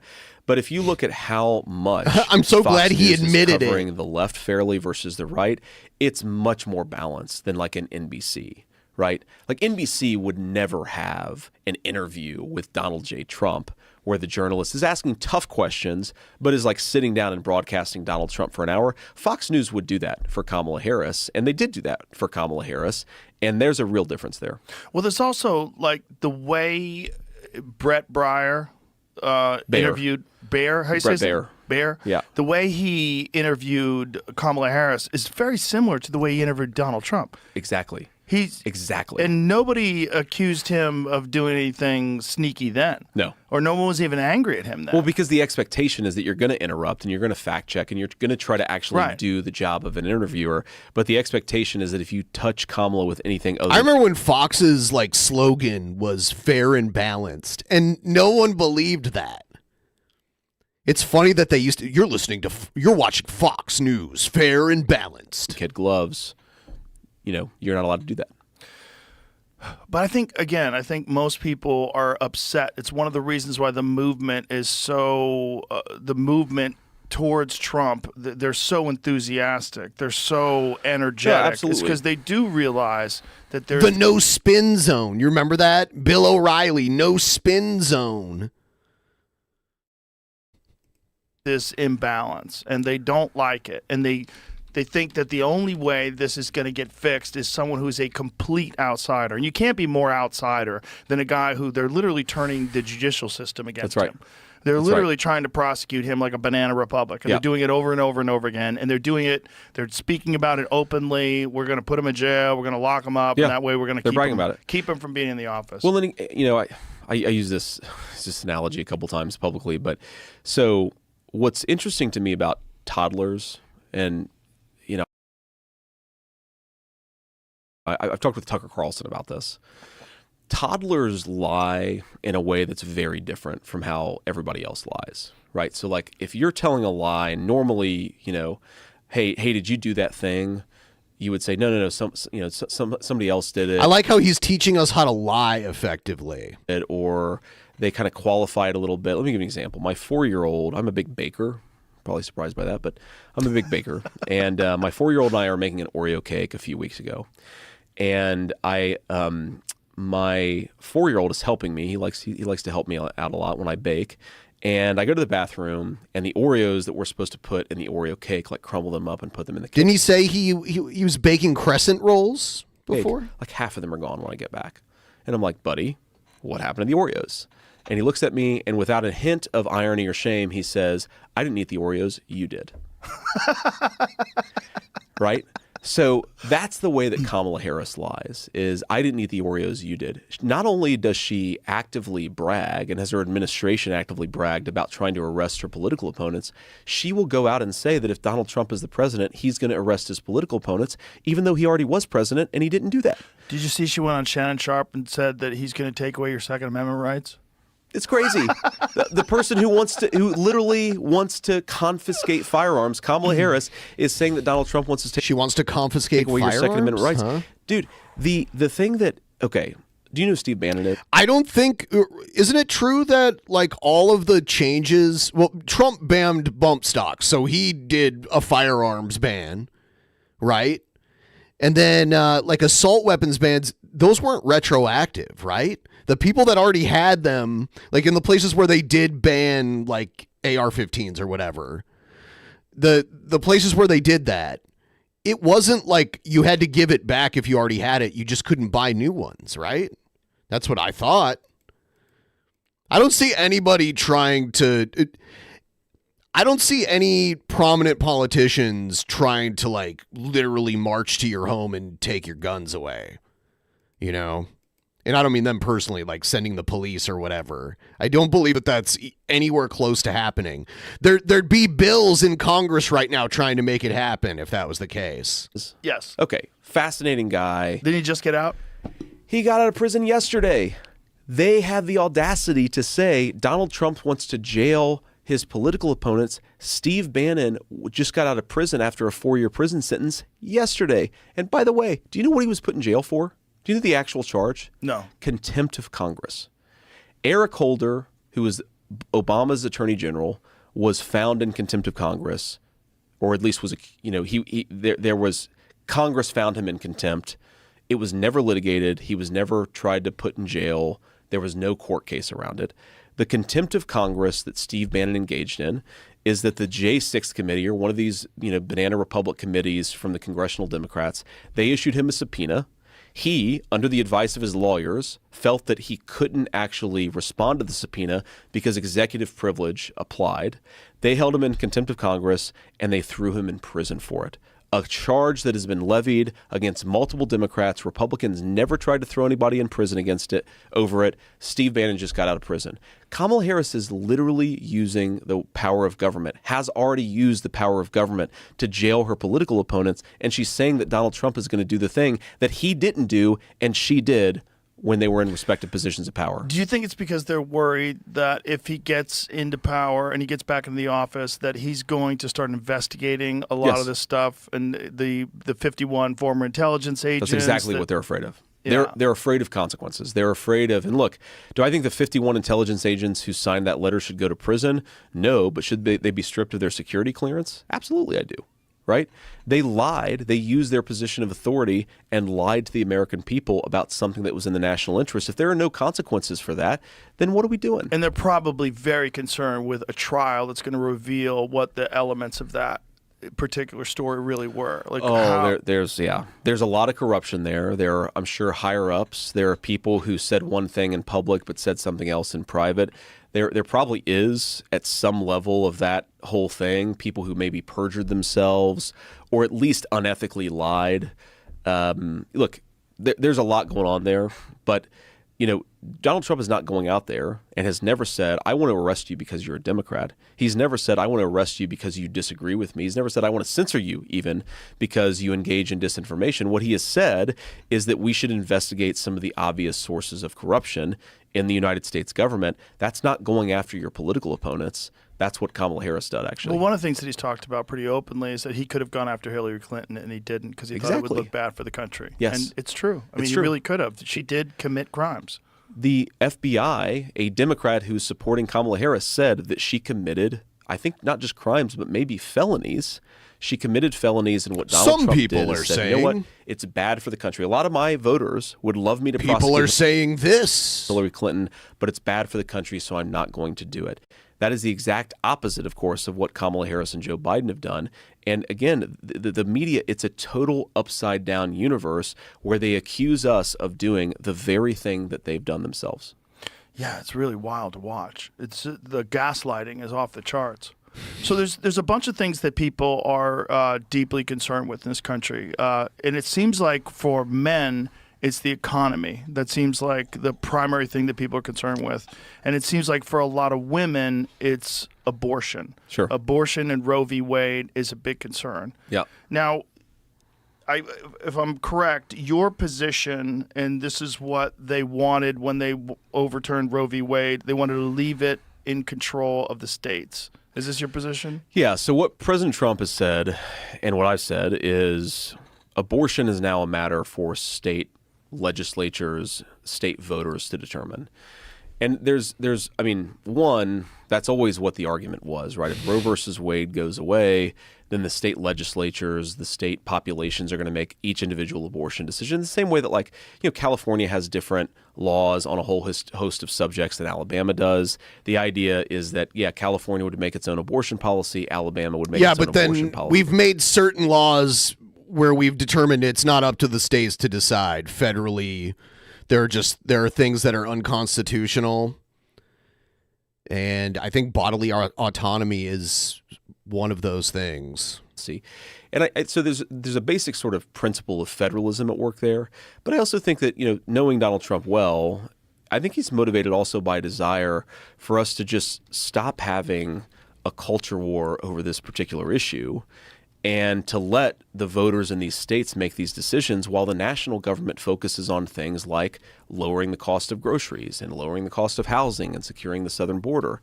And I think there's actually some great wisdom in that because, think about this. Abortion has not really been a political issue for 50 years. Now, we say that it is, and obviously we disagreed about it and people fought about it. It was always something the Supreme Court said, this is the way it is. There's no political decision making.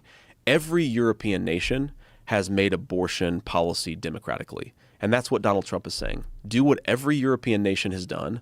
Let the voters decide what their abortion policy is going to be.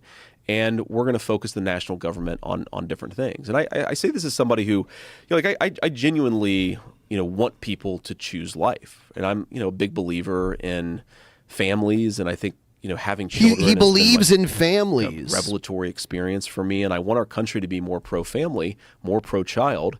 I think there are all these things that we can do at the federal level to make our country more pro-family and more pro-child, make childcare easier, stop. I've actually sponsored legislation to stop the surprise medical bills that happen when people, and I've seen this with my own wife, you go to the hospital, you come home, you've got a beautiful baby, but you've also got a $20,000 unexpected bill because you choose the wrong out-of-network healthcare provider when you're at the moment of delivering a baby. Like, there are all these things we can do to make it easier for young women, young families to choose life. But Donald Trump, I think, wants abortion policy, and he said this explicitly, to be decided at the state level. It's not possible for me to get pregnant. So when I think about these things, according to some people, depends on who you ask. But I think when you talk... You get with the 21st century, man. It's possible for a man to get pregnant now.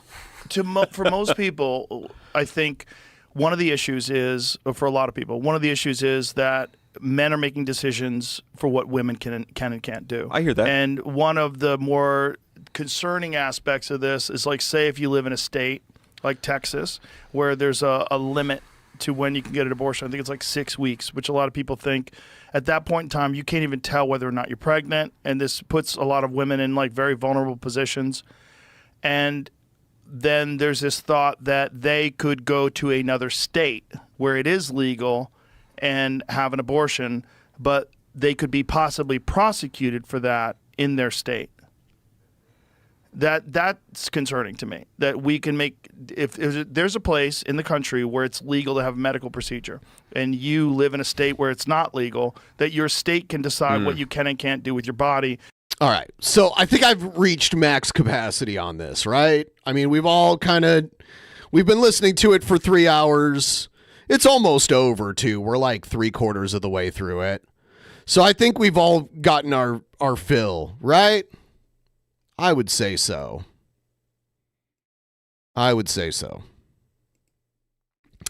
Couldn't watch the video version of it, but we did the audio version of it.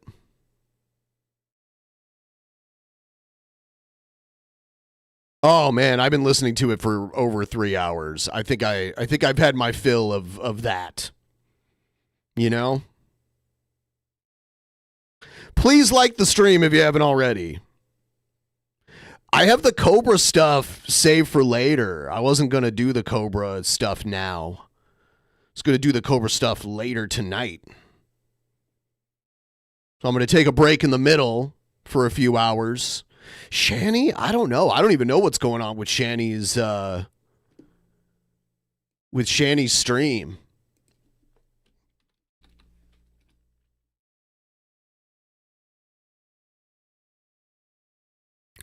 Let's see.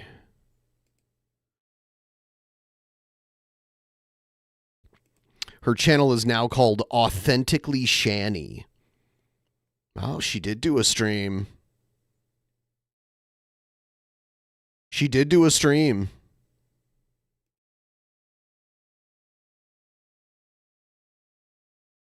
I guess we'll see what that's all about.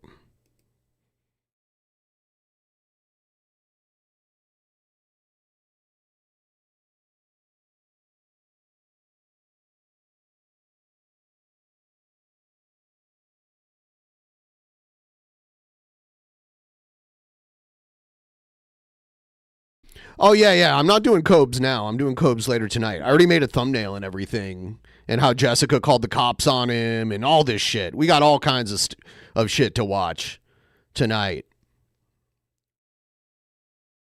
Yeah, and it's not a new channel, by the way. It's their old channel. She just renamed it. Yeah.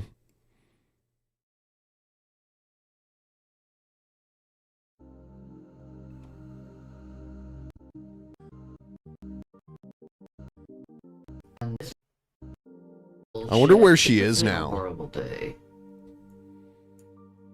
Just a fucking horrible day. A fucking nightmare. I'm not having fun.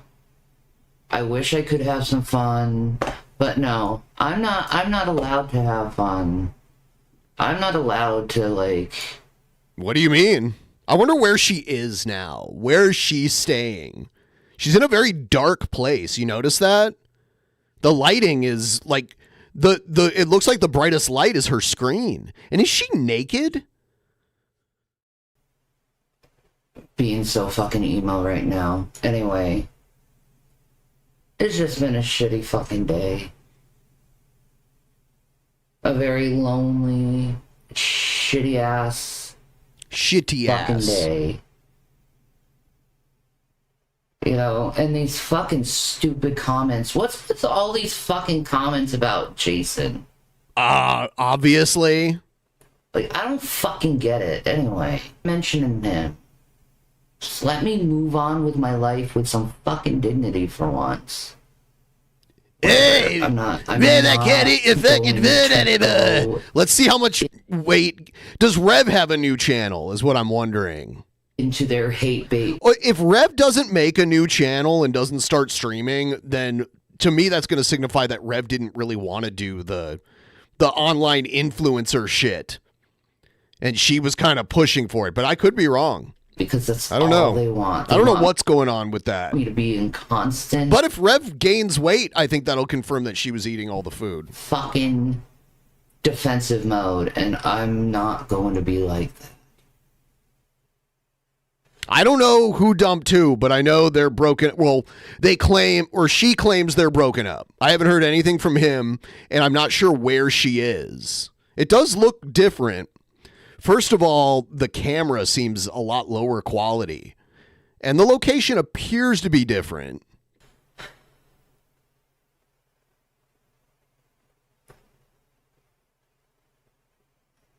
And they kill a good time, let me tell you. No. I don't feel better. I feel worse. You know? I have no idea who dumped who. I feel worse. I wish I could have some candy and have some fun, but I'm alone. Oh, you eat candy alone, don't lie. You eat candy alone. I'm in a new place. Yeah, what is it? I'm sad. Yeah. And I'm just...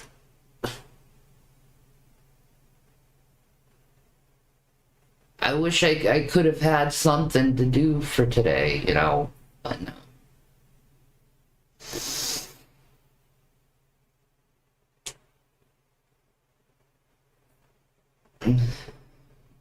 You can do whatever you want, have fun with us. Yeah, that's why I came on, because I'm just lying there and just, like, pitying myself, and I really Pitying don't myself. pity myself. Pitying myself. Let me have some, If Rev died, there'd be a record of it, so I don't think that happened.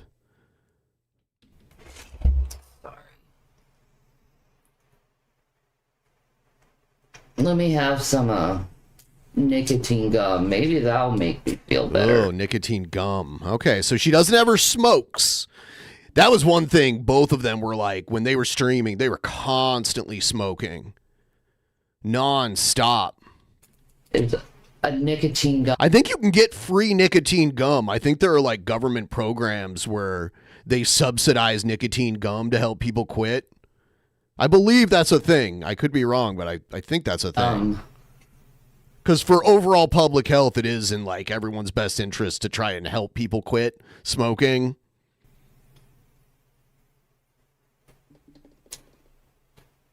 No, the thing is, like, this year sucked in Halloween in the Scranton area. Like, no one's put it's. She could go work at Dunder Mifflin, right? Like, no one. She lives in the town where Dunder Mifflin is. She could sell paper products. Has decorations. Barely anyone out. You know, nothing. Nothing but quiet. The Thin is.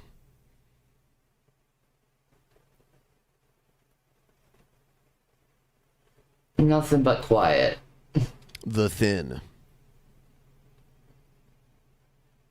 I'm not. Don't go into the bait, Shanny. Don't go into the bait. You're taking the bait by saying don't take the bait like this. Just ignore it. They're just dickwads being dickwads. Dickwads being dickwads.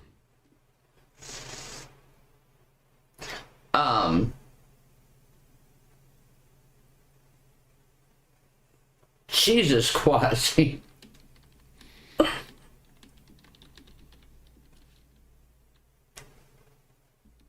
The audio is fine? Okay.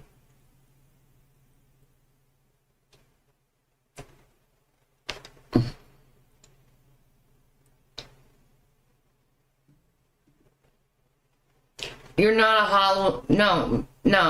Girl, you're gonna be a mod. I'm sorry I did that to you, Yoshi. I did that to a lot of people. Am I quitting cigs? I'm trying to. They're expensive. I'm trying to. Hold on a second. Let me fix this mic for you guys. Ah.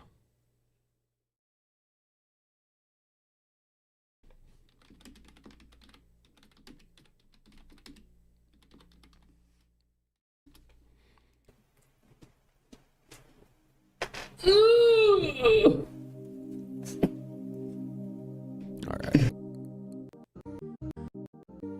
Ashley, fucking noise off.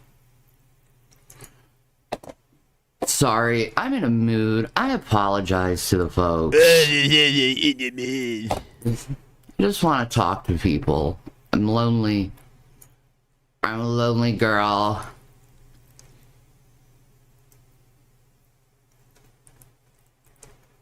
Yeah, you're gonna get blocked for that.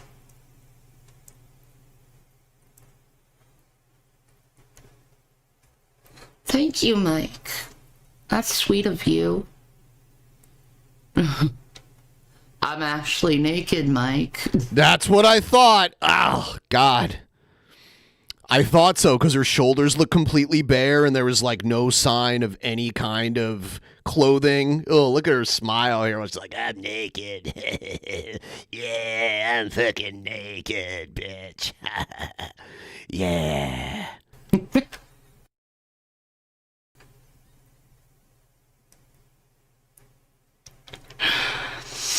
I just walked around in my costume for 30 minutes, had a hand puppet, scared some kids, let the creepy hand puppet. I ate too much damn candy, now I'm home painting a cat with acrylic. Lucky you. I'm telling you. Next Halloween, I'm gonna have a party. I'm gonna have a party. I'm not like... You're in the mood as well, Vixen? Yeah, I'm just sick of it. Well, that's nice of you, Brian Oblivion. Care to put some money in my Cash App? That would make me very happy for Halloween. Since, you know, you pretty much scammed me. Anyway. Dropping some shade. Hi, guys.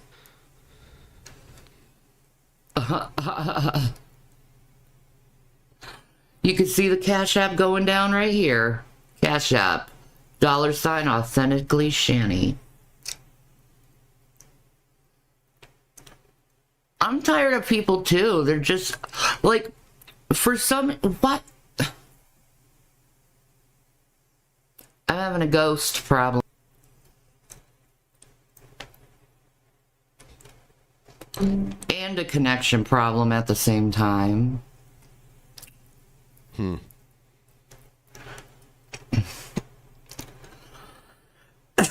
Shanny's costume, it's her birthday suit. Hey, Big Diesel, if you want to make a Ham Planet intro, I will use it. If you want to make that for me, I would be more than glad to use it. Correct. How is he asking for money? He doesn't have an account or anything. What are you talking about, Quasi? Has he been emailing people?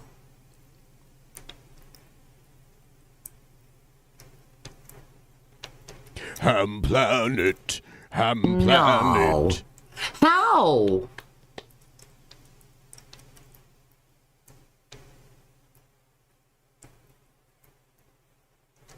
No, he doesn't. How? How?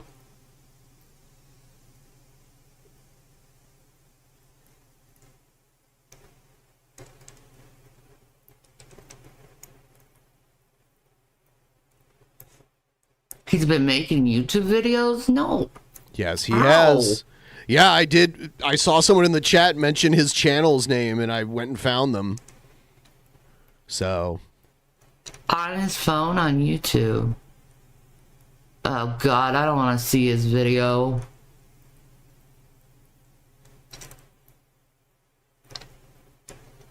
Then why are you looking at it?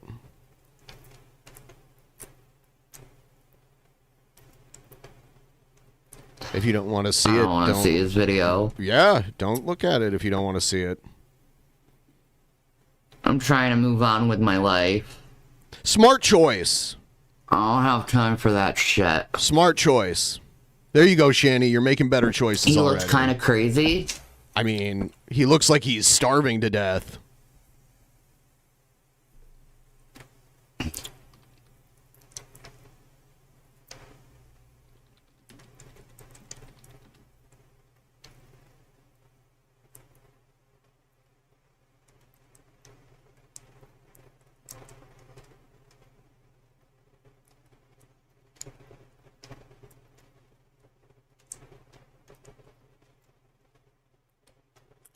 He did, Mike? You think he's manic? I left him with no food. My ass. Your ass was his food.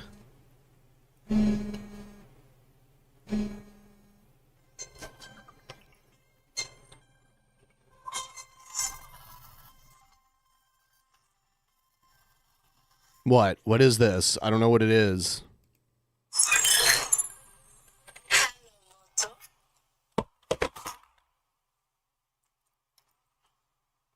The restricted call. This person calls me in the middle of the night, like 3 a.m. and just breathes in the phone. Yeah. God, this is so long. Let's see what Rev has to say. Ladies and gentlemen, how are things going? Is he in a church? Why is there a stained glass window? What's the deal? How's everybody been? I'm wondering. Sounds like he's outside. I'll tell you what. Things are, something. Things are something.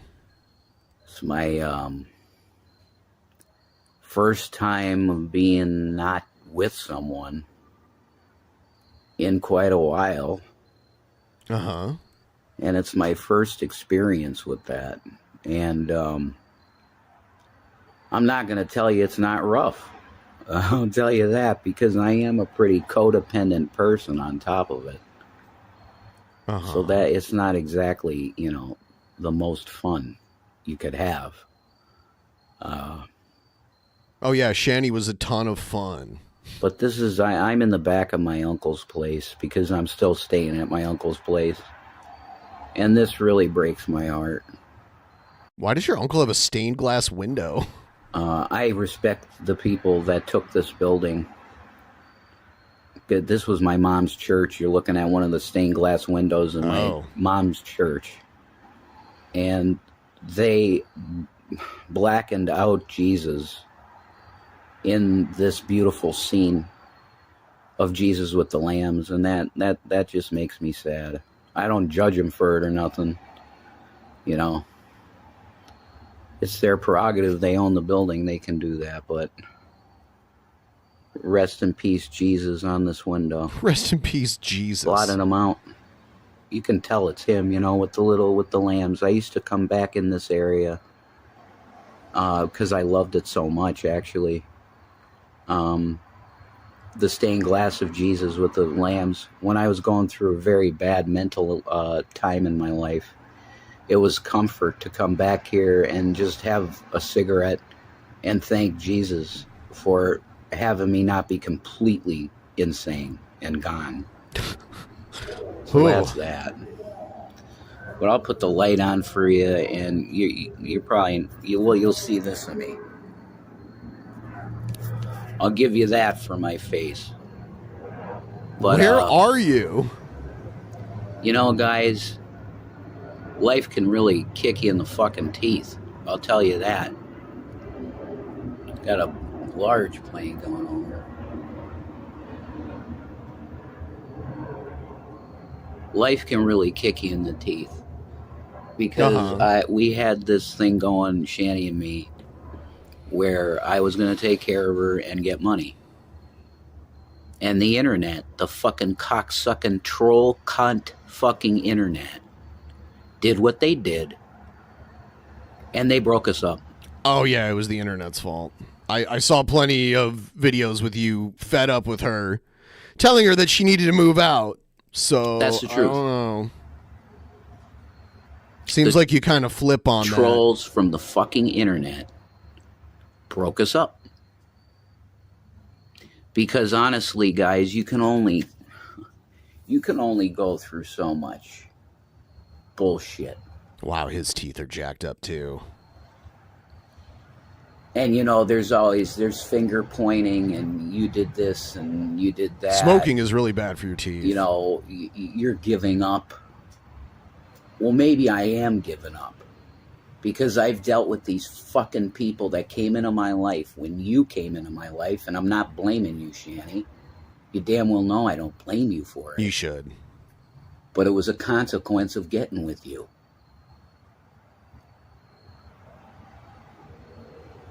You damn well know I love you. You damn well know I'm always going to love you. You know that's the truth. But I could not fucking do it anymore. I mean, I had cops come in my life. My uncle's been harassed. This whole street has been terrorized by you troll motherfuckers, and you take this as evidence. You take this as evidence, the internet, that these trolls are dangerous. If you're getting gang stalked, oh God, gang stalked. It's one of the most scary situations that you can fucking ever be in. You'll see that I'm still wearing this. I'm still wearing that. Why? Because I fucking love her. I don't even know what that is. I love the woman. It looked like a There's no socket way I wrench. I wear a socket wrench because I'm That's obsessed the with her deal. socket. I like Wanna to know what sock it fucking to her. happened? Sky is incredible. Jesus is coming, folks. You get this? Jesus Christ is coming back to establish his kingdom. Do not come. And you should really know Christ today. Look at how beautiful. Absolutely beautiful sky we got going on. Whoa, that was interesting. We got the Valley View Cougars. They're always number one. What is it, like a high school football game or something going on? I was a Cougar, so I can't be otherwise. You get what I'm saying? No. The trolls ruined the relationship. And I was trying to play cover. I was trying to have cover. Every time somebody brought up, oh, you're taking care of Shanny to make your money, I tried to say, no, that's not what's going on. Yeah, Valley View Cougars, they're like a high school football team. You know what you psychopaths did? Because I know what you guys do. I know exactly what you pieces of shit do. You use background checks. You use personal information from websites that you can get these subscription services to make background checks on people. You use that shit. Saw that what company? You saw what company the background check and credit check was going through, and you called them en masse, and you screwed up my job. Oh, yeah, he was about to start a job. You pieces of fucking shit have been saying, get a job, get a job. Yeah, I always wanted a job. The fact is that your fucking harassment has destroyed my life. Completely destroyed my fucking existence. The truth is, Shanny and me would still be together and we'd be doing better than ever. And that's why you fucking... I don't know about better than ever. You had a lot of money at one point. That's why you did this.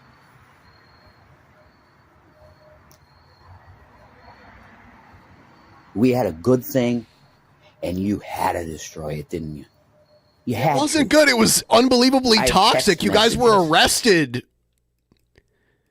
There was like physical violence that happened on more than one occasion.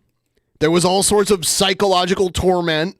There was you starving yourself to death while she got bigger and bigger. Proving that you people literally want us dead.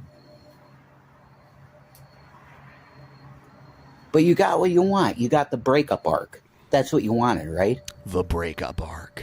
You talk about people's lives that it's a fucking movie. You're psychotic. I don't think this is a movie. You're fucking psychotic. You treat people's lives like they're a stupid fucking movie. That's what you do. That's what you do. You think it's funny. You think it's funny to try and fucking destroy people's lives. You think it's hilarious. Well, I got fucking news for you. I got news for you. Jason. Your worst nightmare is here now because I can focus on reverend stuff 100%. What does that mean? And the devil ain't gonna like that at all. Okay. Peace and Maranatha.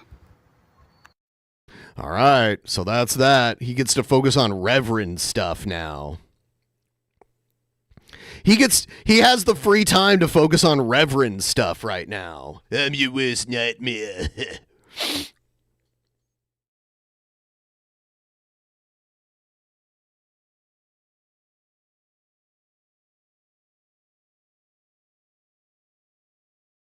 Yeah, I don't think Rev's being truthful. I don't think it was trolls messing with his job that keep him from getting a job. I don't believe that was the case. The Church of Ham Simping. Damn. Gotta cure that ham.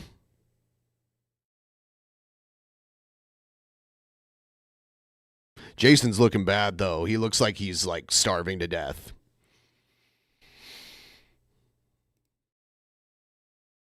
Maybe yes, maybe no.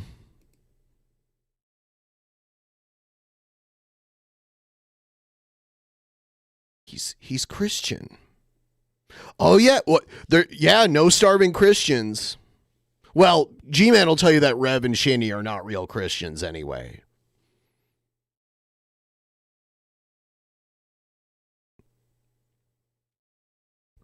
Yeah, I'm not really sure who broke it off with who. I think we'll get conflicting answers on that. You know, my last stream that I did, it was taken down for a short time. I got it back up, but what it was I was watching old interviews of pro wrestlers on various talk shows from the 80s and 90s. I was watching it was Regis and Kathy Lee. And the thing that happened was they would play really short clips of actual wrestling matches, because that's a very common thing. When you have a guest, you show a clip of what they do.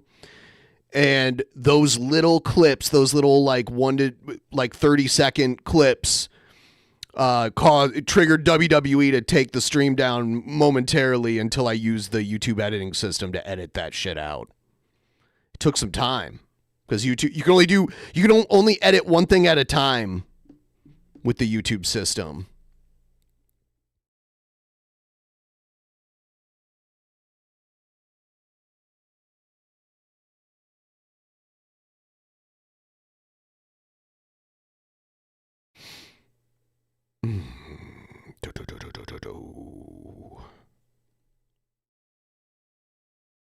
Kathy Lee, too hot for YouTube.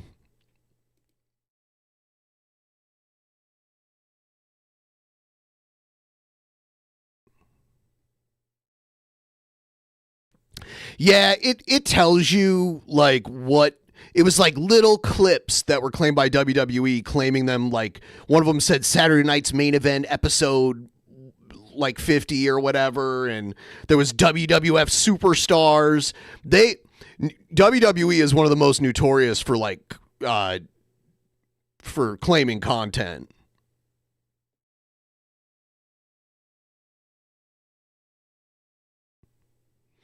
Yeah, it is weird.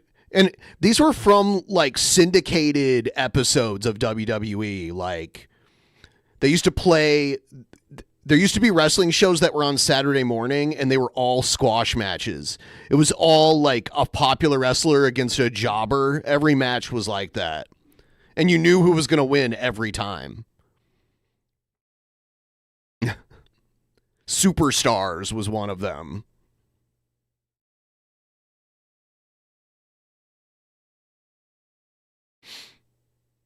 I've got a whole bunch of content that I'm saving for later tonight. Jesus, man. Yeah, I think I'll probably wrap this one up because it's been like 3 hours and 45 minutes. We got to 50%. That's really cool.